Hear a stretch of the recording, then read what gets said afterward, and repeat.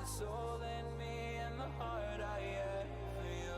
It bleeds for you, it beats again. Oh, you bring me to life. Oh, you bring me to life. Oh, you bring me to life. Oh, you bring me to life. Bring me to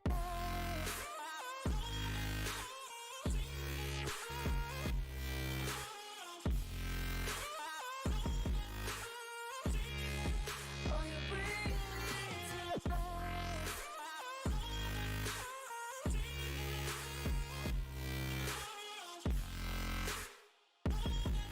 Now you bring, oh, you bring, oh, you bring me back to life. Bring me to life. No. I stopped to my side, tried to run on a faulty line. I'm safe only, even though we burn from the light I bleed. But she bring me back, not a heart attack could take away all the love I had for you. It bleeds for you, it bleeds again. Oh, you bring me to life. Oh, you bring me to life. Oh, you bring me to life. Oh, you bring me to life. Oh, you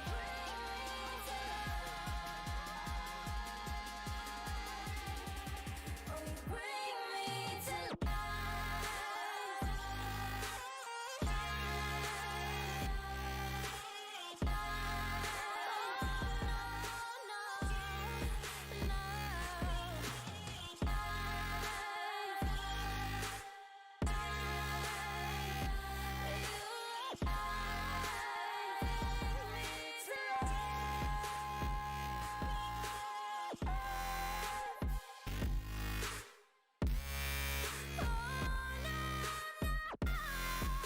You bring me to life.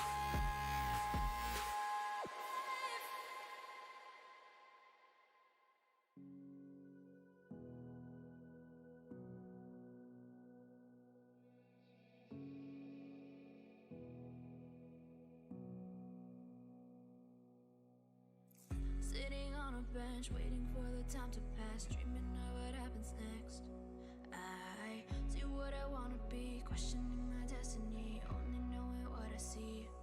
I don't even realize I've already made a path, and I can change it anytime. I can't take it back. I know what I want, but it seems so damn far away. I know I sound crazy to the ones who said oh. I know I empower those who dream like me. I know I sound crazy to the ones who said oh. I know I empower those who dream like me. And you say you wanna be somebody.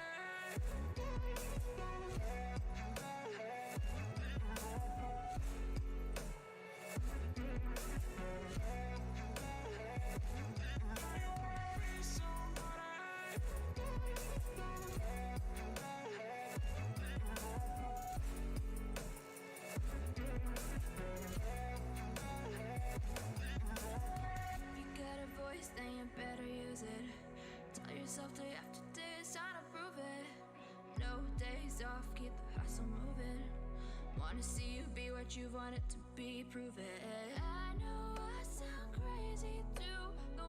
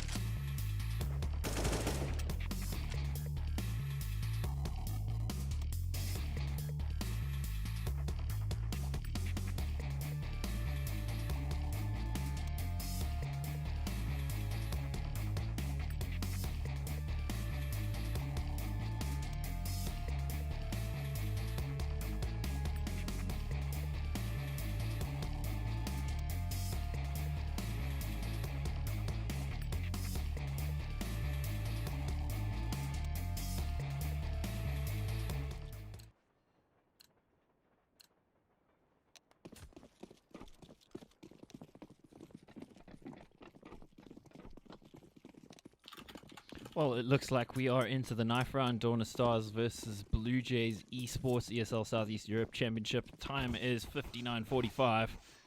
And that's just because we're trying to sync our audio. I'm Extremes, and with me is Hayes. Yeah, I am with you indeed. And we're going to have to try a bit harder than that to get our audio sunk, unfortunately. Once we get it done, though, that should be the first and last time we have to do it this evening. Let's hope so. Dawn of Stars, Of course, Blue right Jays? now in our Dawn of Stars Blue Jays. What a fantastic game we've got on our hands. Blue Jays, a team who looked hot and cold last time we saw them against Gamerzone it was, if I'm not mistaken, and they played against them on Mirage just after Gamerzone had made that change. I certainly expected them to do a bit better there. They got blown out of the water, and they're going to be looking for some points from this match tonight. On the other side, Dawn of Stars have played one game so far. That was against Nexus, and they lost 2-0, not without fighting very hard on train, though. The game went all the way to overtime, and that's the map we've got here. So I'm definitely going to be hoping for some fire here from the Greek team. Yeah, Oh, that's so. not how you start a pistol round. Well, there was some fire, you said it, but yeah, pistol round starts with the team knife. Colin's going to be low, 1:45 on the clock here. And it does look like Dawn of Stars are going for an exploration towards Ivy, hoping to find somebody. Meanwhile, everybody's in main here for Blue Jays. Yeah, this is actually the perfect window of opportunity for Blue Jays. They're going to have very little to deal with as they make their way onto the A bomb site. Ooh. Some damage being done. Theo looking to be proactive in the defense. He's going to continue to aggress. Unlucky not to actually find the second headshot there. Collins, though, luck is on his side right now, Mike. He lands a great shot through the smoke. And these locks are getting some damage done. Dimka makes it look easy. Blue Jays, they get the first pistol round on the T side of trading. Yeah, eliminate all of them. Probably wouldn't have mattered if the bomb was down, but of course it was. So they got the money injection too. 3, 2, 1. We can just syncing our audio, yeah, guys. What are we syncing about? We're syncing about audio. Great start for Blue Jays. Now they are, of course, on a couple of AK, well, an AK and actually an ASG, and then actually 3 Mac 10. So looking to farm up the money against the force buy here. They must know by now that it's a force buy. Couple of quick kills there for Dimka. Okay, so 123. yeah, we're perfect. We're in sync. We're perfect. You're perfect. And hopefully we've got some perfect CS in store tonight. Collins is looking hot, landing a couple of nice headshots there. Yeah, I don't nicely really done. recall seeing too much of Blue Jays on train in the past. It was more the Dusts, Mirages, Infernos that they took a liking to in the previous season. Yeah, it's good to see them actually adding another string to their bow potentially. We are looking to them to be one of the strong teams in the championship this season, considering they were dominant throughout season 9 and then actually lost in, I'd say, probably an upset to face, in fact. So see if they can continue that. Starting well here for AVN against the Eco. Yeah, the SMG is finding all the frags, and that's exactly what you want in a round like this. They've got the 3 SMGs, and look at how much damage all 3 of those players have taken. And then you've got the 2 big dogs in the back line with the rifles. And they're just meant to make sure that the round is certainly going to be going their way. And actually all 5 kills comes away through SMGs. So that's a lot of extra money in the bank for Blue Jays heading into this first buy round. Dawn of Star is going to be looking to get on the board here. And it also shows you they were using those SMGs exactly as they should be, because those players were the guys tagged up. They were looking for the fights. If they went down, well, the CTs wouldn't have been able to do much with it, not risking the rifles. Exactly. Dawn of Stars, they had quite a bit of money in the bank, so they have a decent amount of utility to work with, and they've got the AWP. It's on the bad guy. He gets mollied off though, and he's got a glass cannon AWP, which means no armor. You don't really want to be taking any risky fights, which is exactly what that would have been. So, initial play has been shut down. How does he use this AWP further? And it looks like Blue Jays are going to be going for the B execution. I really like the strategy, considering the weaponry that they've got to work with. 3 SMGs mean that they're definitely going to be looking for some close range battles, and that would be the case if they were able to find some control. If they could get into that B bomb site and start pushing towards the choke point, pushing into the back of the site. Let's see if they can find the entries. Moyes finds one, and so does the glass cannon AWP, but he's stuck in a pretty tough place here. He just needs to keep on taking the fights, and that's exactly what he does. triple kill so far for the Yorpa. Eventually going to get taken down, but his job was done. Well, I'd say the bad guy was the good guy for his own team there. Triple kill out of him. Just because he's the bad guy doesn't mean he's a bad guy, Matt. I'm trying to figure out exactly who he is. It seems like Jade left the team and the bad guy replaced him. So Yeah, that's what I'm seeing. welcome to ESL Southeast Europe Championship, bad guy. Good way to announce your presence with that sort of play. Meanwhile, Blue Jays getting a player out towards Olaf. In fact, he's pushed up really far already. I wonder if he'll be able to catch them off, because I think the volley landed behind him. All three of those CTs are also focusing towards that E-box position. Collins continuing to charge on here. Desire, he's got absolutely no idea that there's a team who's gotten so far forward. And off the back of that, Dimka's able to walk straight out of A main. So much going the way of Blue Jays in the early stages of that round. Moyes, he's going to try and rotate and they just get shut down. Blue Jays, they don't even have to plant the bomb. And what a response from them after losing that previous round, saying, all right, now we're going to test your defense at B. Let's see if you're going to be able to lock it down. At A, rather. Let's see if you're going to be able to lock it down. And Collins is able to sneak out undetected. Yeah, didn't even get seen on the security camera there, so managed to get out perfectly. And it was all about the timing, the quick timing of it. Just made sure that they were caught off guard completely there. 4-1. Dawn of Stars now on pistols again. I'm guessing Desire will probably be the one to drop over the AWP to the bad guy. Let's see if they can make anything happen with these pistols. The fact that Blue Jays are almost guaranteed to find a 5th round here is going to be putting them in a really good position in the early stages of this first half. Sereni trying to deny Desire getting the weapon. He hasn't actually retrieved it yet, and Sereni's not aware of it. Sereni thinks he's got it, so he's going to leave completely. Okay, well, giving up there. Probably too soon, but hey, I guess he didn't quite spot it. Anyway, they've got plenty of control towards the B-bomb site. Maybe Carr can do some damage with that SG-553. Well, never mind. Deagle there comes in, taking down AVN. It's a 3v2. I don't give Dawn of Stars much of a chance here, but hey, you never know, man. You just don't. Going to be seeing some frags being traded. I'm not sure if we had a sync. I had a quick buffer to refresh my stream, so we'll have to just check that again. Carl moving forward, making his way forward. Actually moving towards the right now. Very close to the plant position. Starting to try and figure out exactly where these players are, realizing there's no fights being given here. And D is going to be able to take him down with the AWP close up on the angle. And that's a 5-1 starter for the Serbian team heading into the next buy round. They're in a great position to actually just steam ahead in this first half. If they can win this round, they're going to be in such a good position. And on the flip side of that, Dawn of Stars aren't out of this by any stretch of the imagination. They've only had like one proper buy round, maybe 2 proper buy rounds so far. So still early doors here, and they need to make sure that they don't allow this game to mentally start getting too far ahead of them. I'm going to be seeing some re-aggression into Pop, but Carr, he just walks straight in, no flashbang, no shoulder peek, nothing. And he goes straight to his death, and look at the confidence here from D. He's able to get behind the electric box. He will still go down to Theo though, although the trade is there. And once again, it's all about the trades right now, 3 versus 3 as the dust settles. Indeed it does. 1:15 on the clock. Still plenty of time here for Blue Jays to execute. And execute he does. Collins just taking on Desire. And, well, no descent will be allowed from Desire. He will be put down there. Doesn't get another chance in the round. Dimka sneaking out now. He's on 170 ADR before this round. He adds to it. And it's now down to the bad guy. 1v3, Matt. He sees the one player, gets him. Yeah, he absolutely needed that shot as well. 1 versus 2 here, and he's going for the passive option. He's just trying to get back in towards Connector, but he's taken a huge amount of damage. That nade actually not going to get far enough around the corner to be fatal. And I think he should just be looking to save the AWP here. They know exactly where he is. He's got a kit, but no utility. And considering their economic situation right now, I think it definitely is the better decision to be made. 6-1 for Blue Jays, and this is where it starts to become troublesome now for the CT side.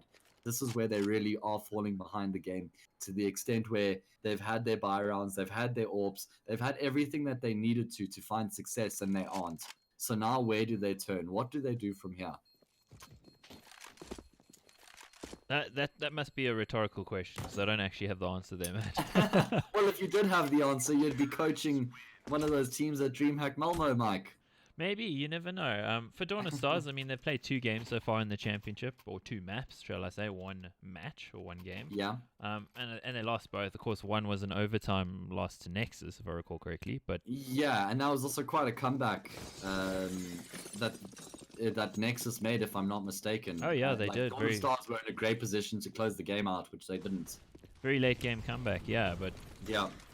I mean, there was only a couple of maps that were played, and the lineup has changed since then. So that's definitely going to disrupt a team like Dawn of Stars. Especially, I mean, the AWP is one of the linchpins. We just saw him there twisting an ankle, jumping off the top of the train. I mean, he's done pretty well so far. But I mean, Jade was in the team last season. That is something that's going to disrupt you a little bit, and you've got to ask how much practice might they have had. Oh, I'm surprised that Blue Jays are committing to the A bomb site. They've heard the AWP rattling off the shots into A main, and still they charge forward. They know exactly where he is, and they're going to be able to isolate him and take him down. Blue Jays, they're looking refreshed. They're looking ready. They're looking dominant right now. This T side is really well oiled by them. Everybody just pushing together unanimously, not waiting for anything, not asking any questions. And you can see how much trouble Dawn of Stars are having on the A bomb site right now. They can't keep track of outside. Blue Jays running rampant, Mike. Absolutely. Headshot there from Collins. I mean, it'll register as a headshot, but we both saw that spray. So. Yeah. Not as clean as you would have liked, perhaps. No, certainly not. But all's well that ends well for Blue Jays. Dawn of Stars. The half isn't over yet, so it can't end. But let's hope for them that it doesn't end with them on the receiving end of such a scoreline. They need to bring themselves back, man. Yeah, they've got the double AWP set up here, so maybe this is the answer. Just try and sit back, post, pick one or two of the Blue Jays players off before they actually start to get onto the bomb site. The utility usage has once again just been top notch here from the Serbian side, which is everything that we expect from them. Oh, Desire! Finally something goes his way. He lands the timing shot, getting Collins on the angle. And that's a first opening frag for the Greek side in quite some time.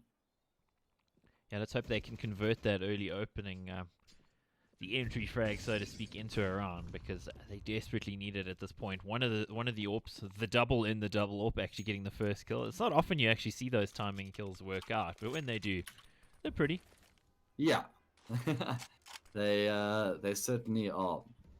Let's see what Blue Jays can do with the man down. They've managed to bleed majority of the utility that Dawn of Stars had in the round. Only 4 flashes remaining and no kits. So if Blue Jays are able to turn this into a post-plant situation, there's the retake will be very difficult. It seems like they're going to be executing towards A eventually, waiting for that 30-second mark. 2 players coming through main, 1 through Ivy, 1 through Pop Dog. That Ivy player is going to be the lurker, so he's going to allow his teammates to take all the attention onto the A bomb site. Dawn of Stars, they're not even fully convinced just yet.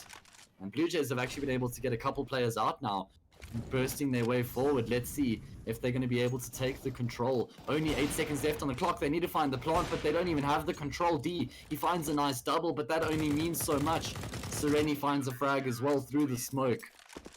2 players going to be surviving for Dawn of Stars. One of them has the AWP, which means they're going to win the round. Yeah, running out of time, Blue Jays. Got to always keep an eye on that, but they were just shut out of the round there. They waited too long, hoping Dawn of Stars are going to make some kind of mistake, and, well, it just really wasn't forthcoming, was it? Yeah, I think that Dawn of Stars played that really nicely, actually, just sitting back and waiting. Yeah, I think too many teams tend to take that early advantage and then try to continue to push that, but if you're the CT side, you really don't have to. Exactly. So, can Dawn of Stars build on win? They weren't able to when they picked up their first a couple rounds ago. Now they're going to have to. They don't have as much time to work with anymore left in the half. They've already lost a player, and off the back of that, Blue Jays are just pushing straight into the B bomb site, Mike. They just shift things up a gear all of a sudden, and they seem to catch Dawn of Stars napping, AVN. His head is amongst the stars as he is just connecting on everything right now. Yeah, he's doing a super good job. Theo coming in on the attempted retake. He just does the drive-by there, but he's not even going to be able to get away with the gun. and that leaves Desire with the AWP. He's going to be rather desirous of hanging on to that AWP because their economy is not looking good, to say the least. Yeah, this is one-way traffic to say the least. Blue Jays absolutely blowing the door open on that B bomb site after Collins finds that frag towards, or it wasn't Collins, I can't remember exactly who it was. They find that frag towards Ivy, and that just pulls one of those B players across, D. and they immediately then, D. And then immediately they just push 3 players up through heaven. And normally when you're that lone player on B, you're watching ramp, right? Because that 9 out of 10 times, that's where majority of the players are coming through. So Blue Jays just being aware of everything right now, and it's certainly coming through in the way that they're moving around the map. Yeah, making some good calls, and that's a great mid-round call there from the Serbians. 8-2. That's the half win in the bag on a map that's traditionally pretty heavily CT favored. Yeah. And Dawn of Stars, well, it's not a proper force buy, but do have a couple guns to work with. Of course, the one that was saved. So let's see if that AWP can do something. Unfortunately, the MP9 already dropped 12 HP, so I don't think he's going to have much of a factor to play in this round. Yeah, probably even consider dropping that across to his teammate. A nice little flash play there into A main is going to yield a frag. So at least keeps it in even numbers contention. At this point, I actually think it favors Blue Jays, a 1-for-1 trade, considering they've got all the weaponry and they're on the T side. Wouldn't be the end of the world. It could have actually been more disastrous for them if there wasn't a player there to trade. So, not the end of the world for the T side. And I like the way they're sticking together. Yeah, 3 players pushing together through Ivy, making sure that they don't leave anything to chance. Always leaving that trade potential open, though. Desire on the AWP is in a good position to have an impact. He lands the leg shot on D, his counterpart. And there's going to be a flank coming through from these 2 B players as well, which means the time is limited for these T players to get themselves into the A bomb side. And they are taking their sweet time, waiting for Dawn of Stars to push, waiting for Dawn of Stars to react, make a play so that they can punish it. But that play's not really coming through right now. Sereni spots the gun barrel, calls for his teammates to wait. You could see the call was made, the communication was on point, and now it's just going to be Dawn of Stars mopping it up. And they got tested in this round, and they actually adjusted and adapted really nicely to the things that were thrown at them. Yeah, nicely done from them. It looked like they might run out of time, but it wasn't too much of an issue in the end. Theo looks like he might go down, yeah, or he might get a free AWP. It depends on how things shake out there. I think he'll prefer the free AWP option, but yeah, wouldn't we all? But yeah, I do think Blue Jays style. They they ran out of time before, but in this one, oh, there we go. There's the free AWP. Theo, 12 HP at the beginning of the round. You're gonna get a freebie.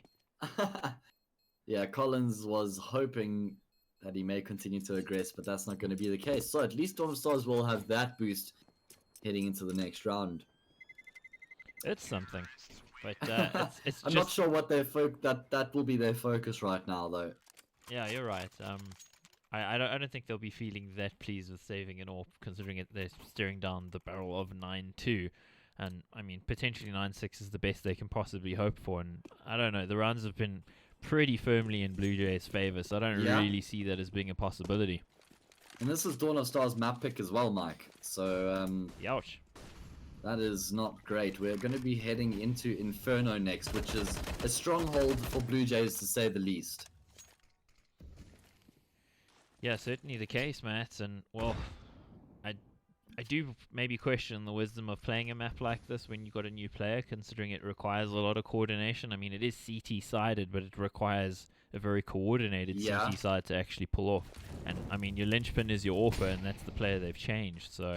Do you think the logic was, hey, we pushed Nexus really hard on the map. Oh, that's we worked hard on it. Let's go for it again. Oh, that's definitely the logic. Meanwhile, that defies logic. Wow. 2 kills, in fact, coming for Dimka. Jeez. That is an absolute uppercut if I've ever seen one. The bad guy's trying to make something happen, but he's only good for a single frag. And Blue Jays, it's so simple, but it's so beautiful to watch because the teamwork is where all the emphasis lies right now. And it really isn't anything special, is it, Mike? It's just some stock standard T side of train taking pop control, popping a flash out into the yard, pushing through main and pop at the same time, just pincering onto the bomb site. Nice timings, nice teamwork, good communication, but nothing too complex or special. Yeah, I think that's always been the feature that we've seen of of this team. Dimka there taking down Moyes just as I left alive, and they've got the money to chase him down if they really want to. Blue Jays has just been about really solid teamwork and good utility usage that gives them space and makes sure that they get the trades that they should get. You know, Blue Jays are very seldom caught out by a player pushing them and them not being able to trade. You know, they don't seem to be that kind of team that tends to like post somebody off alone. And it definitely shows in their play that they got the team aspect sorted. They got it on lockdown, Matt, and they got this match so far on lockdown. 10-2 from T side of Train. That almost feels like Mission Impossible. If the half had to end even just like right this very second. Yeah. Nah, I completely agree with you. Let's see if they can make anything of it. It's going to be most likely 11-2. So they need that 4-11 scoreline. Yeah, well spotted, but there's not going to be anyone on the receiving end. They've received the wrong coordinates, Mike. Oh no, satellite's broken. GPS is sending wrong information. Exactly, they don't have the correct info unless they swap the point of attack. Oh, the information has been adjusted. The enigma has been deciphered. And they do find a kill with the grenades. Now, can they turn that into something? Can they retrieve the weapon perhaps? No. The weapon's still on lockdown, and Blue Jays are going to continue to commit to this. He needs to be careful. He's going to be pushing into A main. There's a player on the angle. A couple kills have still been found. He needs to get the second one here as well. Up close with the P250. D? Oh my word, D going above and beyond the call of G2 right now. Collins coming around the corner. He catches the perfect timing, and it's completely unraveled for Dawn of Stars. I just love the audacity of D to go for all those fights, even though he's got an orph in his back. I mean, he takes 3 fights of the P250. Yeah. And he didn't even really have to, right? He had Collins coming through Ivy the whole time, who could have had that backstab, but D was super confident. He had the information of the second player, but he didn't for anything know that first player was in A main. So he actually does a great job there to salvage that round for his team. 11-2. Dawn of Stars desperately needs something here. We're going to be seeing a bit of aggression towards Ivy. I like the change-up, but it's the same result at the end of the day. Blue Jays find the opening pick, and they've got a 100% success rate when they find that opening pick. So that is not good news for Dawn of Stars. Yeah, not at all. 11-2 is a very daunting scoreline. Now with one player down in this round, their chances for possibility of 11-4 is just getting erased here by Collins, Matt. Wow. Collins has looked great tonight, I must say. The bad guy on the AWP, he's had a couple of impressive kills, but he's going to have to have a fantastic round here if there's any chance for Dawn of Stars to actually make the retake a possibility. And he finds Dumka as well. 3-1 versus 1s. He's going to have to go for the ace. Clutch Collins. I think he wants to take the fight. We're going to see the double peak. And that's exactly the way you go about taking the fight on with an AWPer. Yeah, that's perfect. And again, just highlights the team player Blue Jays. Peeking together, timing exactly on point. You could see they were talking to each other, making sure that they don't take an unnecessary fight there after they lost the third player. And, well, glad it's all been captured on camera because... well, it's probably going to end up on the kind of website that you don't want your mom to know you look at. It's obscene, man. Oh, God. Oh, God. Look at the aggression here from Blue Jays. They're just faking A and then immediately shifting across to B. They've got 3 players coming through Heaven once again. The bad guys try to get across, but he only has an MP9. How much can he do? Moyes needs to find more than just a single frag, and he does. He's going to get a huge amount of damage done onto D as well. Finally, some success coming through for Dawn of Stars, but that success is quickly undone by D, who just continuously seems to be their undoing. How does he connect that shot onto Theo? Now it's all on Desire's shoulders, and he is actually eventually going to be able to find that frag onto D, and he seems to have a hunch that Sereni is somewhere close. He's going to spot him out on the cross. He connects, but Sereni still takes him down. 13-2. Blue Jays don't even give them a glimmer of hope. No hope whatsoever. Jeez, it's... Well, there's supposed to be light at the end of the tunnel, but the train's blocking the light, Matt. The train's just... It's in the tunnel. We can't see the end. Yeah, and I think they're about to be run over by the train. It does seem like it is a matter of time before Blue Jays will be the victors here on Train, as we get a few of the replays as to exactly how Blue Jays dissected their opponents in that half. They were ruthless though. Absolutely ruthless throughout. Yeah, foot was on the throat, and instead of giving the mercy, no mercy in that shot. Yeah. It was just continuous pressure until, well, the windpipe was constricted, and, well, they squeezed the life out of him. Yeah, this was the best I've seen Blue Jays looking in Season 10 so far. Yeah, 100%. absolutely. This is the best. And look at the aggression from Dawn of Stars, trying to burst their way into the A bomb site. And Oh, they no. need the hail of Oh, bullets. my No! word. He gets himself the quad up close and personal. He likes to be in their bubble, and he destroys it. 4 headshots, 4 dreams destroyed. Only one man remaining, and it's Carl with the Glock. He's been brought down to 6 health, and He wants the ace. Oh, they want to give him the ace. They want to give him the ace, Mike, and he's gonna get it. Commended. Oh. Again, teamwork makes the dream work. He had the dream for the ace, and he gets it because they gift it to him. They just send him fourth on his way. But Yeah. talking about fourth, he killed the fourth guy pretty smartly after killing the first 3 pretty quickly. I mean, that was up close with the USP. How do you do that? That was pinpoint accuracy. I'm sorry about my voice, guys. I've been ill over the past couple of days, so it's really taking strain, especially in those hype moments. It doesn't work very well with me, but I will keep pushing. Collins getting aggressive towards Ivy, gets the smoke down, denies Dawn of Stars that part of the map. So even though they're restricted with weaponry, they're restricted with where they can go as well. They've gone for the force buy. They don't want to play for the draw, and I don't blame them. They're so far behind the game. Desire actually going to be able to get ahead of the molly, and that's control of the B bomb site. But Theo, he just straight up commits, and I'm so surprised that he does. It's not like he has the bomb or anything. He takes a huge amount of damage to the fire. So even though they find a frag, they're still in a tough position, and if they could go A here, that would be great. Blue Jays are so heavily relying on that one player in Pop Dog. He's getting a huge amount of information. So many audio cues coming through, which has allowed for those rotations to come across. Most of these players have only got SMGs though. D, he's got an AWP. He's going to be that player to try and do the damage from the distance while these guys make their way forward. Looking to try and close the gap with these SMGs. Collins looking to go through the smoke and then decides better of it. Oh, they're going to need to get a rush on you. There's a kill from Collins, a kill from D, and it just leaves Moyes all alone here. He's close to the bomb. Oh, he's disrupting things. Oh, man. And Collins is going to get on the defuse. He's got a kit as well, so that is going to be Blue Jays getting to map point. And nothing is going Dawn of Stars' way. Even when they're able to get control of the site, even when they find a frag or two, still Blue Jays, amongst all the chaos, complete the retake. They win the round, and they are looking very good right now. Dimka on 23 for 8. I mean, wow. I'd actually like to see his ADR right now, because he was on 170 after about the first 4 or 5 rounds. Yeah, I think it's still pretty close to that. Meanwhile, Theo gets himself an opener there. Collins on the angle, one of the heavy fraggers there gets one. Sereni jumping in with one as well, the in-game leader. Yeah, they're done. They tapped out. This is done. They are 100% tapped out. That was the 5-man push straight into A. As fast as you can. 16-2. That was a fast game. Blue Jays absolutely destroying their opponents. It is the first game of the evening. We have another map coming up afterwards. It's going to be Inferno. We'll take a short break and be back soon. Pringles. And I'm Chips. Wow, Chips. Sick outfit. I didn't know you were a cosplayer. It's more of a protection thing. Pringles might come in cans. I now come in maximum leveled armor. Hit me.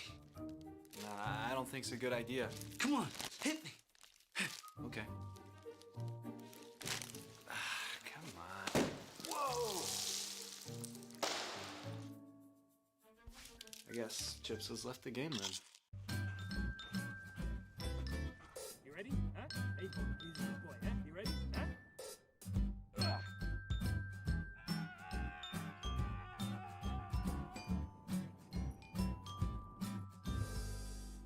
Start your esports career now at play.eslgaming.com.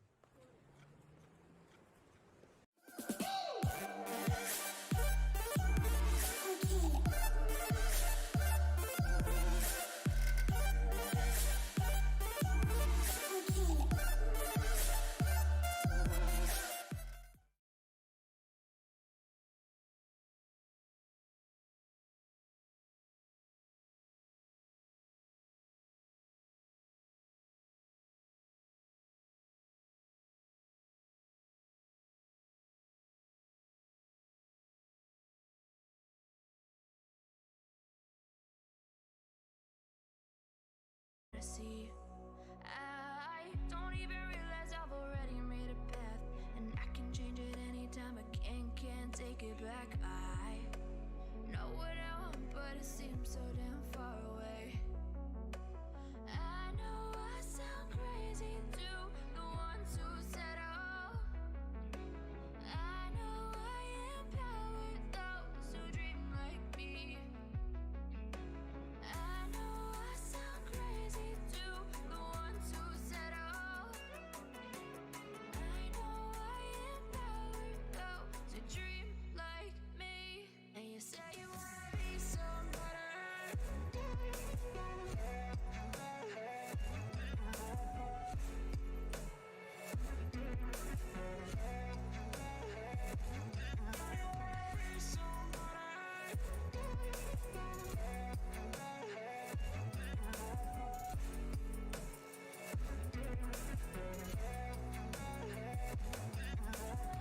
You got a voice, then you better use it.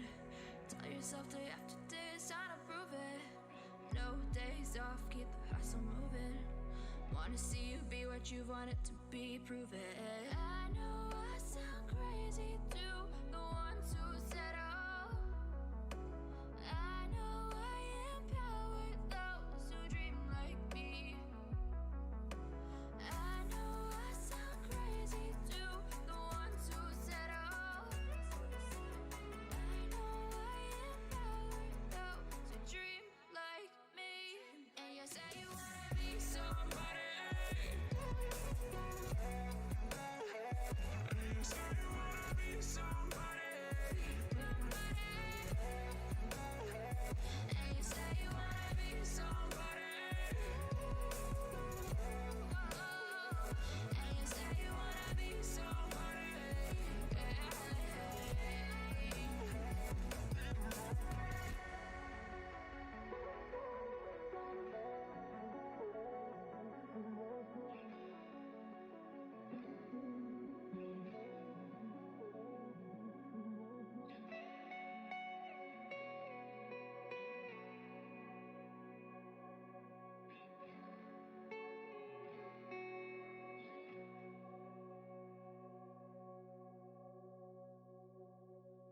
Show me an opening in the clouds, and I'll take it.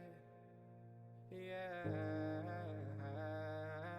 reminding myself to just let go. Don't wonder how far I can fall. Don't look down, never fade out. And I just wanna be someone and never fall behind again. Just keep on moving on. Never look down, never fade out. Never fade out. Oh, oh, oh,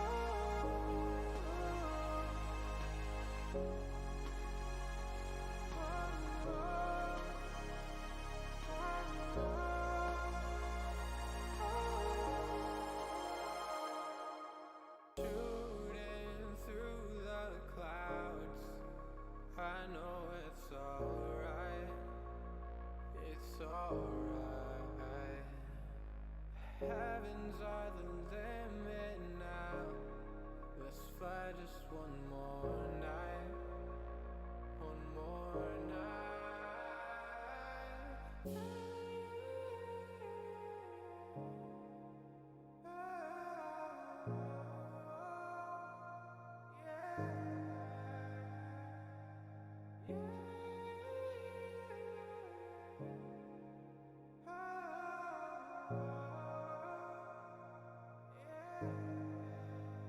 Don't look down, never fade out.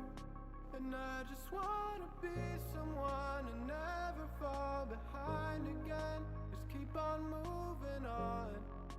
Never look down, never fade out. Never fade out. Oh, oh, oh, oh, oh.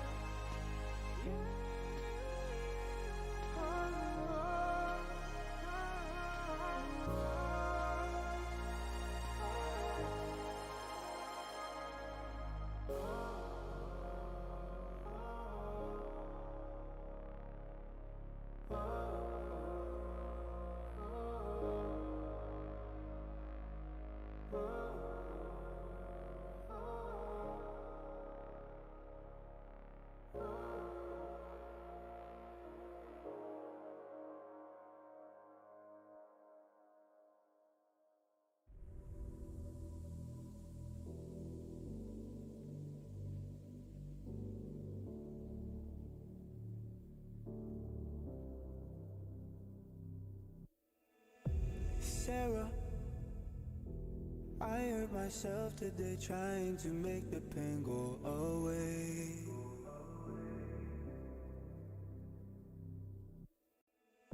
Sarah, I want to fade away, be with the stars in outer space.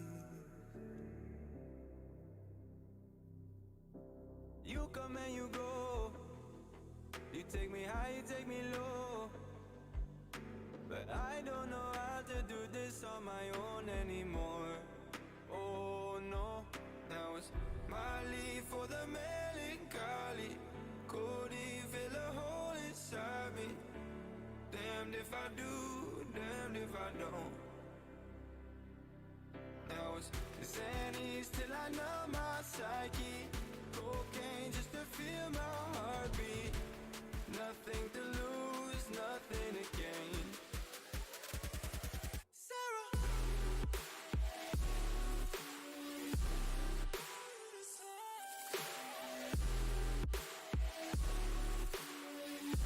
Sarah, why you leaving me?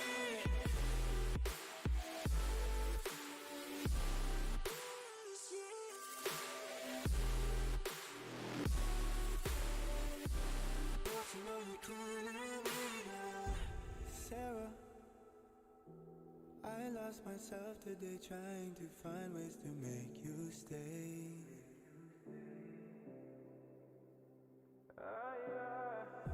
Sarah, I want to go away, close my eyes, never wake up again.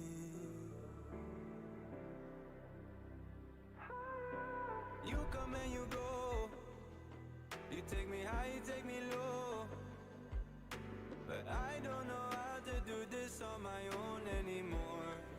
Oh no, now it's my leave for the melancholy. Couldn't fill a hole inside me. Damned if I do, damned if I don't.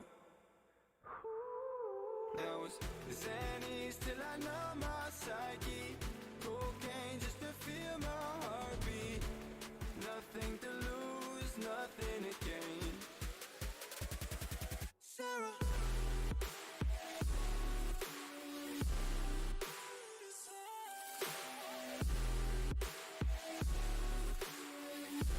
Sarah, why you leaving me?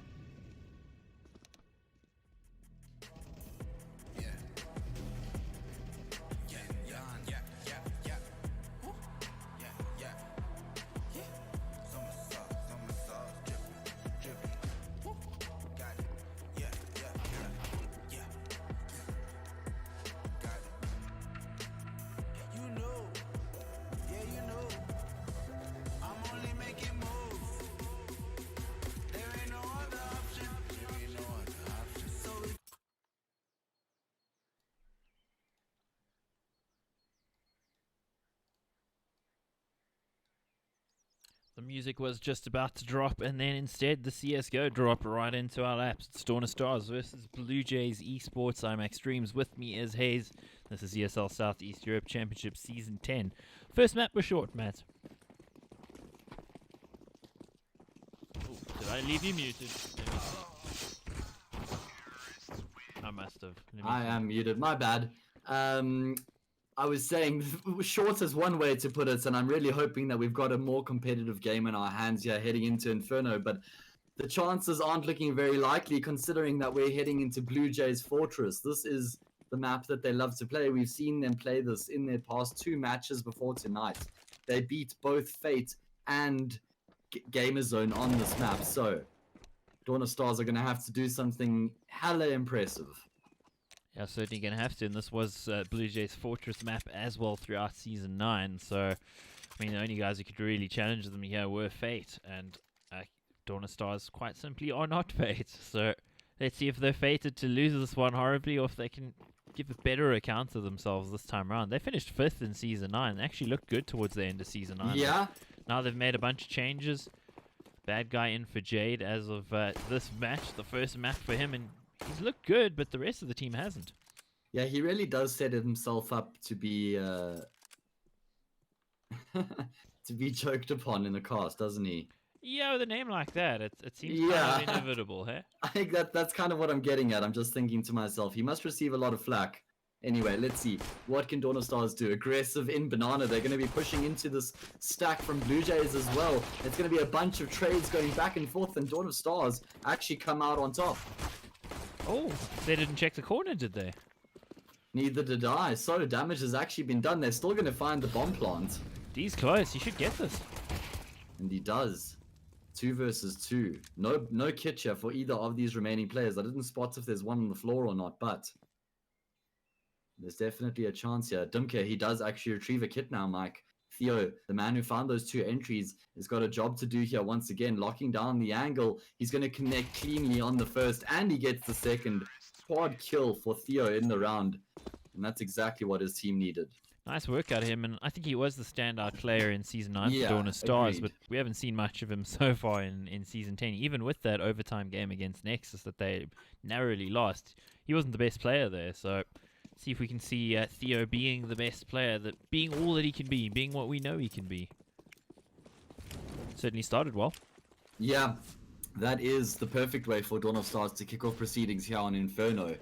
Considering what a beatdown they received on Train, they can now put that behind them with the round win and focus on their T side here. Going to be a force buy for Blue Jays. Big fan of the force buy on the CT side of Inferno. That's a money grenade right there. Well, we wish they had 2. Oh, Sereni following it up with a nice little jiggle peek there. Lands the 1-tap on the second. And all of a sudden, Dawn of Stars are going to be slightly more tentative in their approach. Damage done to Moyes. They've lost Theo. Yeah, well, still some time here. Let's see how things work out for both of these teams. 105 at the moment. And, yeah, a minute left. What are Dawn of Stars going to do? Seems like it is going to be the B exec, where they will have a significant advantage in the way of weaponry and numbers. There is still a smoke here on Collins, and he's going to be dropping this momentarily to keep them at bay. Are Dawn of Stars going to be executing through the smoke? Surely they can't afford to commit, and I think they're going to. Collins has taken quite a bit of damage, and he's going to be blinded up as well. He's still able to find a frag. The rotations are coming through. AVN, the player with the CZ, is going to be able to catch Desire off guard. That was a big nade indeed. And what an absolute train smash that was for Dawn of Stars. Why on earth, if you're Dawn of Stars, you decide on an actual buy against any? Well, you don't know if it's an eco or if it's a force buy, but you know there's pistols involved. Why would you run through a smoke with plenty of time still left? That just seemed really, really ill-advised out of them, and that's a pretty basic thing. I have no idea. I completely agree with you, Mike. That was questionable at best. And now Dumka, he's looking to pile on the misery, and he's piling on the pain in the process. Double frag. Theo gets naded out of the equation as well, and what a response from Blue Jays after losing that pistol round.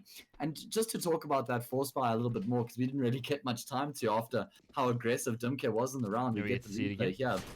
is I love the way that they approached that force buy. There was a clear plan. You could see the way that they used their utility on the B bomb side very reactively. As soon as Dawn of Stars reared their head, showed a bit of presence, Blue Jays dropped the smoke, and Dawn of Stars, they cracked under the pressure, Mike. That's the bottom line. That late smoke bloomed, and they were like, all right, guys, we have to go through this. We don't know if they're flanking. They pop flash through, and that's the end of the round. Dimka, another chance to rack up a couple of frags with this Mag 10. Mag 7 up close. He's going to be able to find one.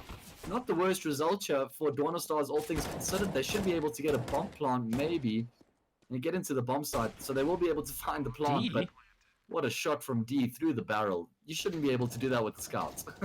He's had two headshots there, 3 kills total with a scout. I mean, that's pretty efficient with a weapon that's not usually good at getting multi-kills. Especially against the ravaging Glocks, right? Yeah, it does seem a little bit odd, and he's actually juggling the kit down. That's pretty efficient as well. You're going to make sure that you save every bit of value. You don't see that very often. Yeah, I was just thinking. I'm not sure I've ever shot a kit towards my teammate before. Oh, I haven't. I'm just like, I'm looking at that thinking, geez, why haven't I? Is that something new, actually? I don't know. Anyway, that's cool. Learn something new every day. Dawn of Stars, they're going to have to make something happen here soon. They can't allow the game to get so far away from them as it did on Train, Mike. That's certainly not a good idea to entertain that possibility. A fire kill already on the bad guy. Strongest player from the previous map, the new player to the lineup, already gone. Yeah. And that was the name of the game for Blue Jays on this map throughout Season 9. Of course, Inferno is about utility, but Blue Jays certainly did epitomize that. And look at how they find their first frag in the round here, in a gun round. Also just enables them to have so much space towards B. They've got one player towards the top of the wall now. He's just jump spotting. He'll be smoked out, but think about the amount of time that they've bled off there. I mean, that was a good 45 seconds that they've bled off with nobody from Dawn of Stars being able to get up. Banana aside from Mr. Bad Guy, who got rather toasty. We're stuck in the smoke. Unfortunately, Oh, no. This is the bug. If you follow it for too long, you become attached. And now there we go. Back into the game we go. Moyes. Right on Nice time. frag there. That was an important frag as well. I'm not sure why Sereni was being so aggressive there. Maybe just trying to lure Dawn of Stars into a false sense of security and hope they would push aggressively into the B bomb site after getting that frag, but not the case. Still though, eventually they will be executing here. They've got a couple smokes and flashes, so they have everything they need to work with. There are 2 Blue Jay players in this bomb site right now. Collins along with D. This has been a formidable defense so far. Let's see if Dawn of Stars have got the code to crack it here this time round. Collins on top, opens things up. There's only 15 seconds left. The chaos does not allow for Dawn of Stars to have a clear train of thought. Theo finally finds a frag. They're going to have to get Collins imminently, and they do. That secures them the bomb plants at the bare minimum. 2v2 retake though, and lining up here for Theo, but he only gets one. Desire knows where he is, and he actually gets baited there, and I think Avian should have this kill. He's dropped him to 7 HP. He's gonna have to pull a miracle, and he does! What? How? F1 race car peak right there, Mike. That's a peak Charles Leclerc would be proud of. Jeez, I was just saying, busy saying he's gonna have to pull a miracle, and as the words haven't even escaped my lips, and as you say, the super speedy peak, I guess, courtesy of the SMG, he gets a headshot at that range. I thought he had made the wrong decision switching up for the SMG. I thought he needed the AWP in the situation to land the immediate shot. Moyes looking to get aggressive. He's completely blinded up. Sereni is eventually going to come out on top. Oh, that was the blind fighting the blind Wow. there. They both just had an arm over their head. No, neither of them could see what they were shooting at. But I still can't believe that Desire wins that 1 versus 1. Anyway, that's a round that certainly will go a long way in aiding Dawn of Stars' cause, but they need to build on it. And the blocks are being removed from underneath them. It's a nice little detail that the smoke is just further out, so you can use that almost as a one-way to peek over. It's something I like to do on the map as well. It's a lot of fun. Free kills. Dimka, they're giving a free kill up to the bad guy. Probably getting a little bit antsy because he's thinking, hey, we've got the advantage. We've got to figure out where they are. Desire's gotten pretty far out here. I think he should catch him off, and he does. 3 all now in the players. Frags. All of a sudden, the round has been completely opened up. And Dawn of Stars, it looks like they want to converge onto the, say, bomb site, but Avian's in a great position. He's getting so many audio cues, deciding to get aggressive. He is going to actually peek wide. He gets the first, and he gets the second, Mike. Single-handedly, he completely destroys the strategy. for Dawn of Stars. And what does Desire do? They know where he is. They have to know that he's towards the A bomb side. He's been spotted out as well. And that is devastating for Dawn of Stars. What a play from AVN. That was so intelligent from him, the way that he adapted and actually shifted back around through the apartments. There's no ways Dawn of Stars expected that. Yeah, as you said, he used the audio cues perfectly, made exactly the play that needed to happen. 167 ADR on him, 10 kills there, first man to double digits, and it's only round 7, so great start for Blue Jays. We did see that huge clutch from Desire, and they're going to need some more of that for Dawn of Stars. And it's still early days, but, well, it's just some ominous signs here, because Blue Jays look like they don't want to play around, man.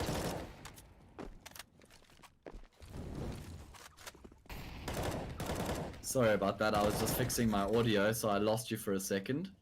All good. You found me again. Yeah, figured in the eco round, it's probably a good opportunity just to adjust it. So, Dawn of Stars starting to suffer a similar fate here on Inferno than what they did on Train.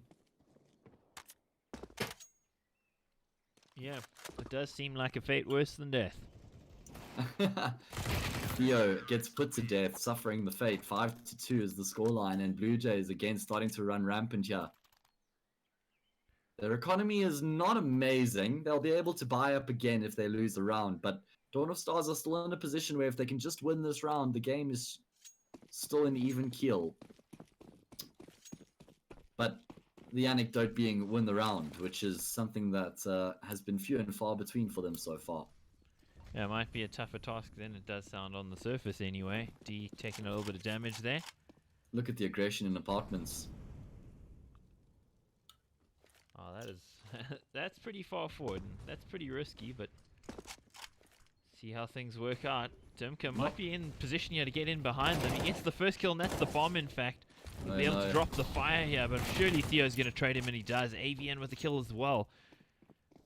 Yeah, the rotations have come through thick and fast. Sereni's going to bait his teammate, but it's a positive bait because he comes through the smoke and he gets the double. And I'm not sure if that was actually a call there or if Sereni just realized the opportunity that he had, but that's a really good way of actually just making something out of nothing. When you're smoked out like that, you're almost always going to go down. So you sacrifice your first teammate for your second teammate to be able to come through cleanly.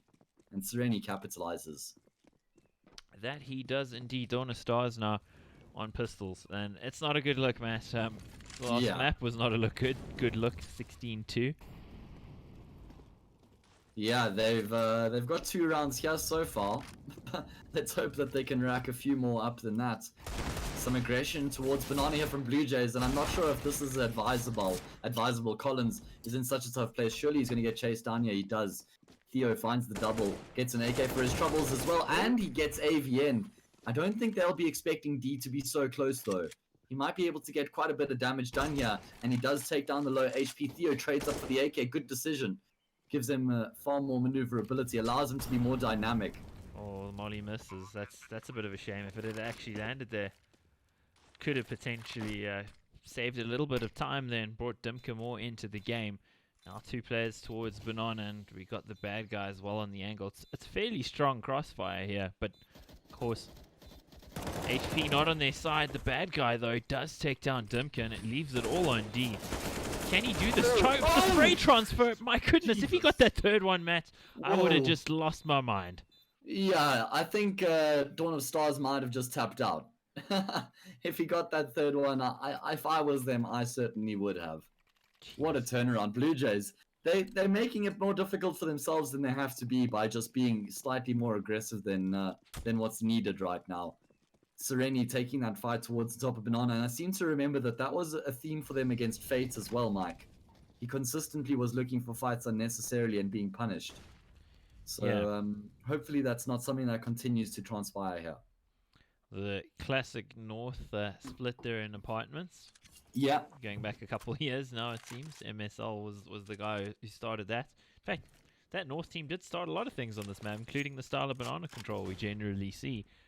Unfortunately, North already out of DreamHack Masters, and MSL's new team Optic knocked out today as well. Oh, this is going to be tough. Oh, he gets the one, and there's actually a Was that a leg that came in as Oh. well? AVN on the angle. Beautiful teamwork, Matt. Yeah, I love that third dimension to the hold. The two players holding in the corridor is still really risky. Just one good flashbang, one good double peek, and immediately you've lost the round if they find those 2 kills. So by having that extra player in Boiler just gives you that insurance, gives you that tradability. And that's exactly how we see AVN playing it out off the back of that. Dawn of Stars are going to be executing into the B bomb site. Moyes takes Sereni's head clean off, and Theo finds Collins. So even though Blue Jays destroy them over at A, there's a good response from Dawn of Stars. As they get the bomb down, they've got the numerical advantage as well, and I'm not sure if Blue Jays should be going for this one. They need to find something fast if there is going to be anything for them in it. Theo takes a fair bit of damage there. AVN getting a little bit overzealous there, trying to get the fire down. He'll get the kill eventually, but he's man alone now. Both of these players pretty low. So it is possible for him, but he just shows a bit too much there. Showing some clavicle. That's scandalous in 1855, but thankfully, you know, we're in a year it doesn't matter. He just gets shot for it. Yeah, now you get an AWP shot for your troubles. Does seem so. 6-4. Dawn of Stars is very much back in this. And as you were saying, Sereni's play towards B was certainly something that was letting them down a lot against Fate. And in this round, again, he's actually just a little bit too aggressive. I mean, you could ask and say, well, what's too aggressive about standing on top of coffins? The thing is, T's generally pre-fire coffins, whether they can see somebody there or not. And in this case, he just gets pre-fired. I mean, SG is a laser beam after all. Oh, nice headshot there from Collins. That's what it's going to be in the round, though, I'm sure. It was just the hard eco for Blue Jays, but this is good for Dawn of Stars. They're starting to build something here in the first half, starting to develop a platform from which they can progress into the rest of the map. Yeah, certainly needed to build some confidence. Yeah, get a bit of momentum as well. Just lift the heads up of the team, right? Yeah, absolutely. What were you going to say there, Matt? I was expecting a huge, profound thing, and I cut you off. Well, it's not very profound at all. It's more just making a note that this is the first time we've seen Blue Jays actually eco in this match. So some unfamiliar territory for them. Nearly 3 halves. Well, can't really count the first map as 2 halves, can you? Guess not. Looking at the scoreboard, 138 ADR on Theo, and I mean, he did have a massive round right at the very beginning. He's just kept up with the adding to it. On the other side, a couple of players in double digits as well. D, AVN. It was actually Dimka and Collins who were the two big fraggers in the previous one. Oh, Dimka, wow. I said his name. Yeah. Say his name in the mirror 3 times at night, Mike, and you lose your head. Oof, I wouldn't want to do that. I mean, this guy was a reaper of souls on the previous map. I ain't giving him my soul. Look at the response here, though, from Dawn of Stars after realizing Blue Jays are going for that aggressive B take. They just push straight in towards A, but it's going to be Collins on the angle, and he finds the perfect timing as well. Eventually, the trade will come through from the bad guy. Fast. Yeah, super quick indeed. Can the plant even be found? D, he's just going to go charging like a bull in a China shop straight into the A bomb site. And now Car's the only player remaining. He was really banking on his teammate finding the plant and hoping that he could be the man to get the job done post-plant. But unfortunately, that is not the reality that transpires. Blue Jays get straight back to winning ways as soon as they get some weapons in their hands. Look at the kills, Mike. 15 frags for Theo. I know you were pointing out his ADR, but he's more than double anybody else on his team right now. It's crazy. I mean, between Desire, Car, and the bad guy, they still don't have 15. Yeah. So. And then looking over at Blue Jays, AVN and D both have about 15 frags. And then everybody else on Blue Jays has around that 8 frag mark. My point being is that everyone's very similar besides AVN, D, and Theo. And the fact that there's 2 players who have 15 frags for Blue Jays is what's really just allowing them to get these extra rounds. They've got a little bit more firepower behind them right now with those 2 players fragging. Does feel like it. Now switching out to the AWP there. Double AWPs on T side. They got the first kill on D. He's been extremely aggressive at both of these maps, and it's been working for him. We saw it work for him in the previous round when he managed to stop the bomb plant by just rushing in there. We saw some crazy stuff with the P250 as well on train. This time D goes down early on in the round, so it does leave his team in a less good situation. But let's see how things work out. They've still, as you said, got plenty of firepower between the players. I love this execute from Dawn of Stars after finding the first pick in the round, taking banana control, and then doubling back towards A. It's almost always going to be the 2-2 split for the CTs without that banana information, which means A is going to be really difficult to hold. Desire leads the charge. He gets a bullet for his troubles though, Dimka. He needs to find more than just that single kill, and he is actually going to be able to take down Kara as well, but the bad guy turns into the good guy, the hero in fact, as he gets 4 kills in the round so far. And he's going to get the ace as well as he gets Sereni. What an individual performance there from him in the round. Yeah, they needed him to show up on this map. He was great in the previous one. Yeah, he shows up beautifully in a round when it actually matters. 7-6 puts Dawn of Stars in a pretty good situation in the half. I mean, we were seeing one-way traffic thinking it's going to be another train, but looks like things have turned around a little bit on Inferno. And this is the map pick of Blue Jays where we were expecting them to really hit the hardest. And it hasn't really proved to be the case. I don't know if that's Dawn of Stars maybe just pulling up their socks with Blue Jays and then letting it slip a little bit, but I think it might be a combination of both. That's exactly what I was going to say, Mike. I completely agree with you. I think it's the combination of both of those factors. Blue Jays have been getting unnecessarily aggressive around the map, just sporadically and individually, looking for some early fights that are probably a bit unnecessary. And if they tone that down and just try and take the round as late as possible, they'd be standing a better chance. And on the flip side, Dawn of Stars have been looking a lot better. As a unit, Moise has been working on that one, Mike. He's landed that shot now twice, very cleanly as well. And surely Collins gets checked here. No, he's got so many kills from that position in this map already. How many more times? It's usually one of those things where you as a player would not do that again because they've seen you do it, but he's just keeps doing it, keeps getting away with it. Surely Narkar's going to take him down, and he does. Gets run over there, does poor Collins. Yeah, just the hard eco for Blue Jays, so not really hoping for all that much in this round. Maybe just a couple of exit frags from this point. They do have 2 players set up in Banana. One of those players has a Desert Eagle, so there's some damage potential here as the round starts to close out. So let's talk about DreamHack actually just a little bit. DreamHack Masters Malmo. Don't you think it's interesting that both the top American team has actually dropped out? Yeah, I do think it is. Got knocked out, shall I say? That's probably more accurate. Just want to see if these players can get any exit frags, doing a bit of damage. Alright, so 2 players will survive at least for Dawn of Stars, but that's not a bad eco for Blue Jays. Anyway, just to quickly cap off your points, I think the super short turnaround between ESL 1 New York and DreamHack Masters Malmo has been a huge impact on those teams that played at both. Yeah. So I think the viewing quality and the entertainment certainly did take a knock, and both of those events are hosted by the same parent company, by the way. So it's a bit of a pity that they weren't actually spaced out better, because there's such amazing events, both of them.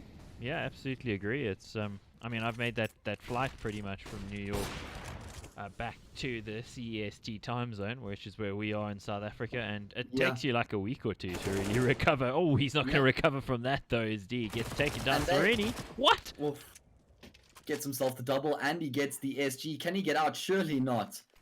Teammate Smoke actually comes through, going to allow him to exit. Anyway, Mike, just to finish off what you were saying, those guys had about 36 hours. You said it takes about a week. They had maybe a day and a half. So that's crazy. Not nearly enough. Anyway, let's see if Dawn of Stars can make something happen in this round. They have been on quite a hot streak, so in the latter stages of this half. And look at Blue Jays. They want to get aggressive. They want to try and disrupt the setup. They want to try and disrupt the execute. And Dimka is going to find a double. Continues to charge forward. AVN eventually going to burn out to his own fire. But Blue Jays, they do close out the round on a positive note. Excuse me, close out the half on a positive note. 8-7.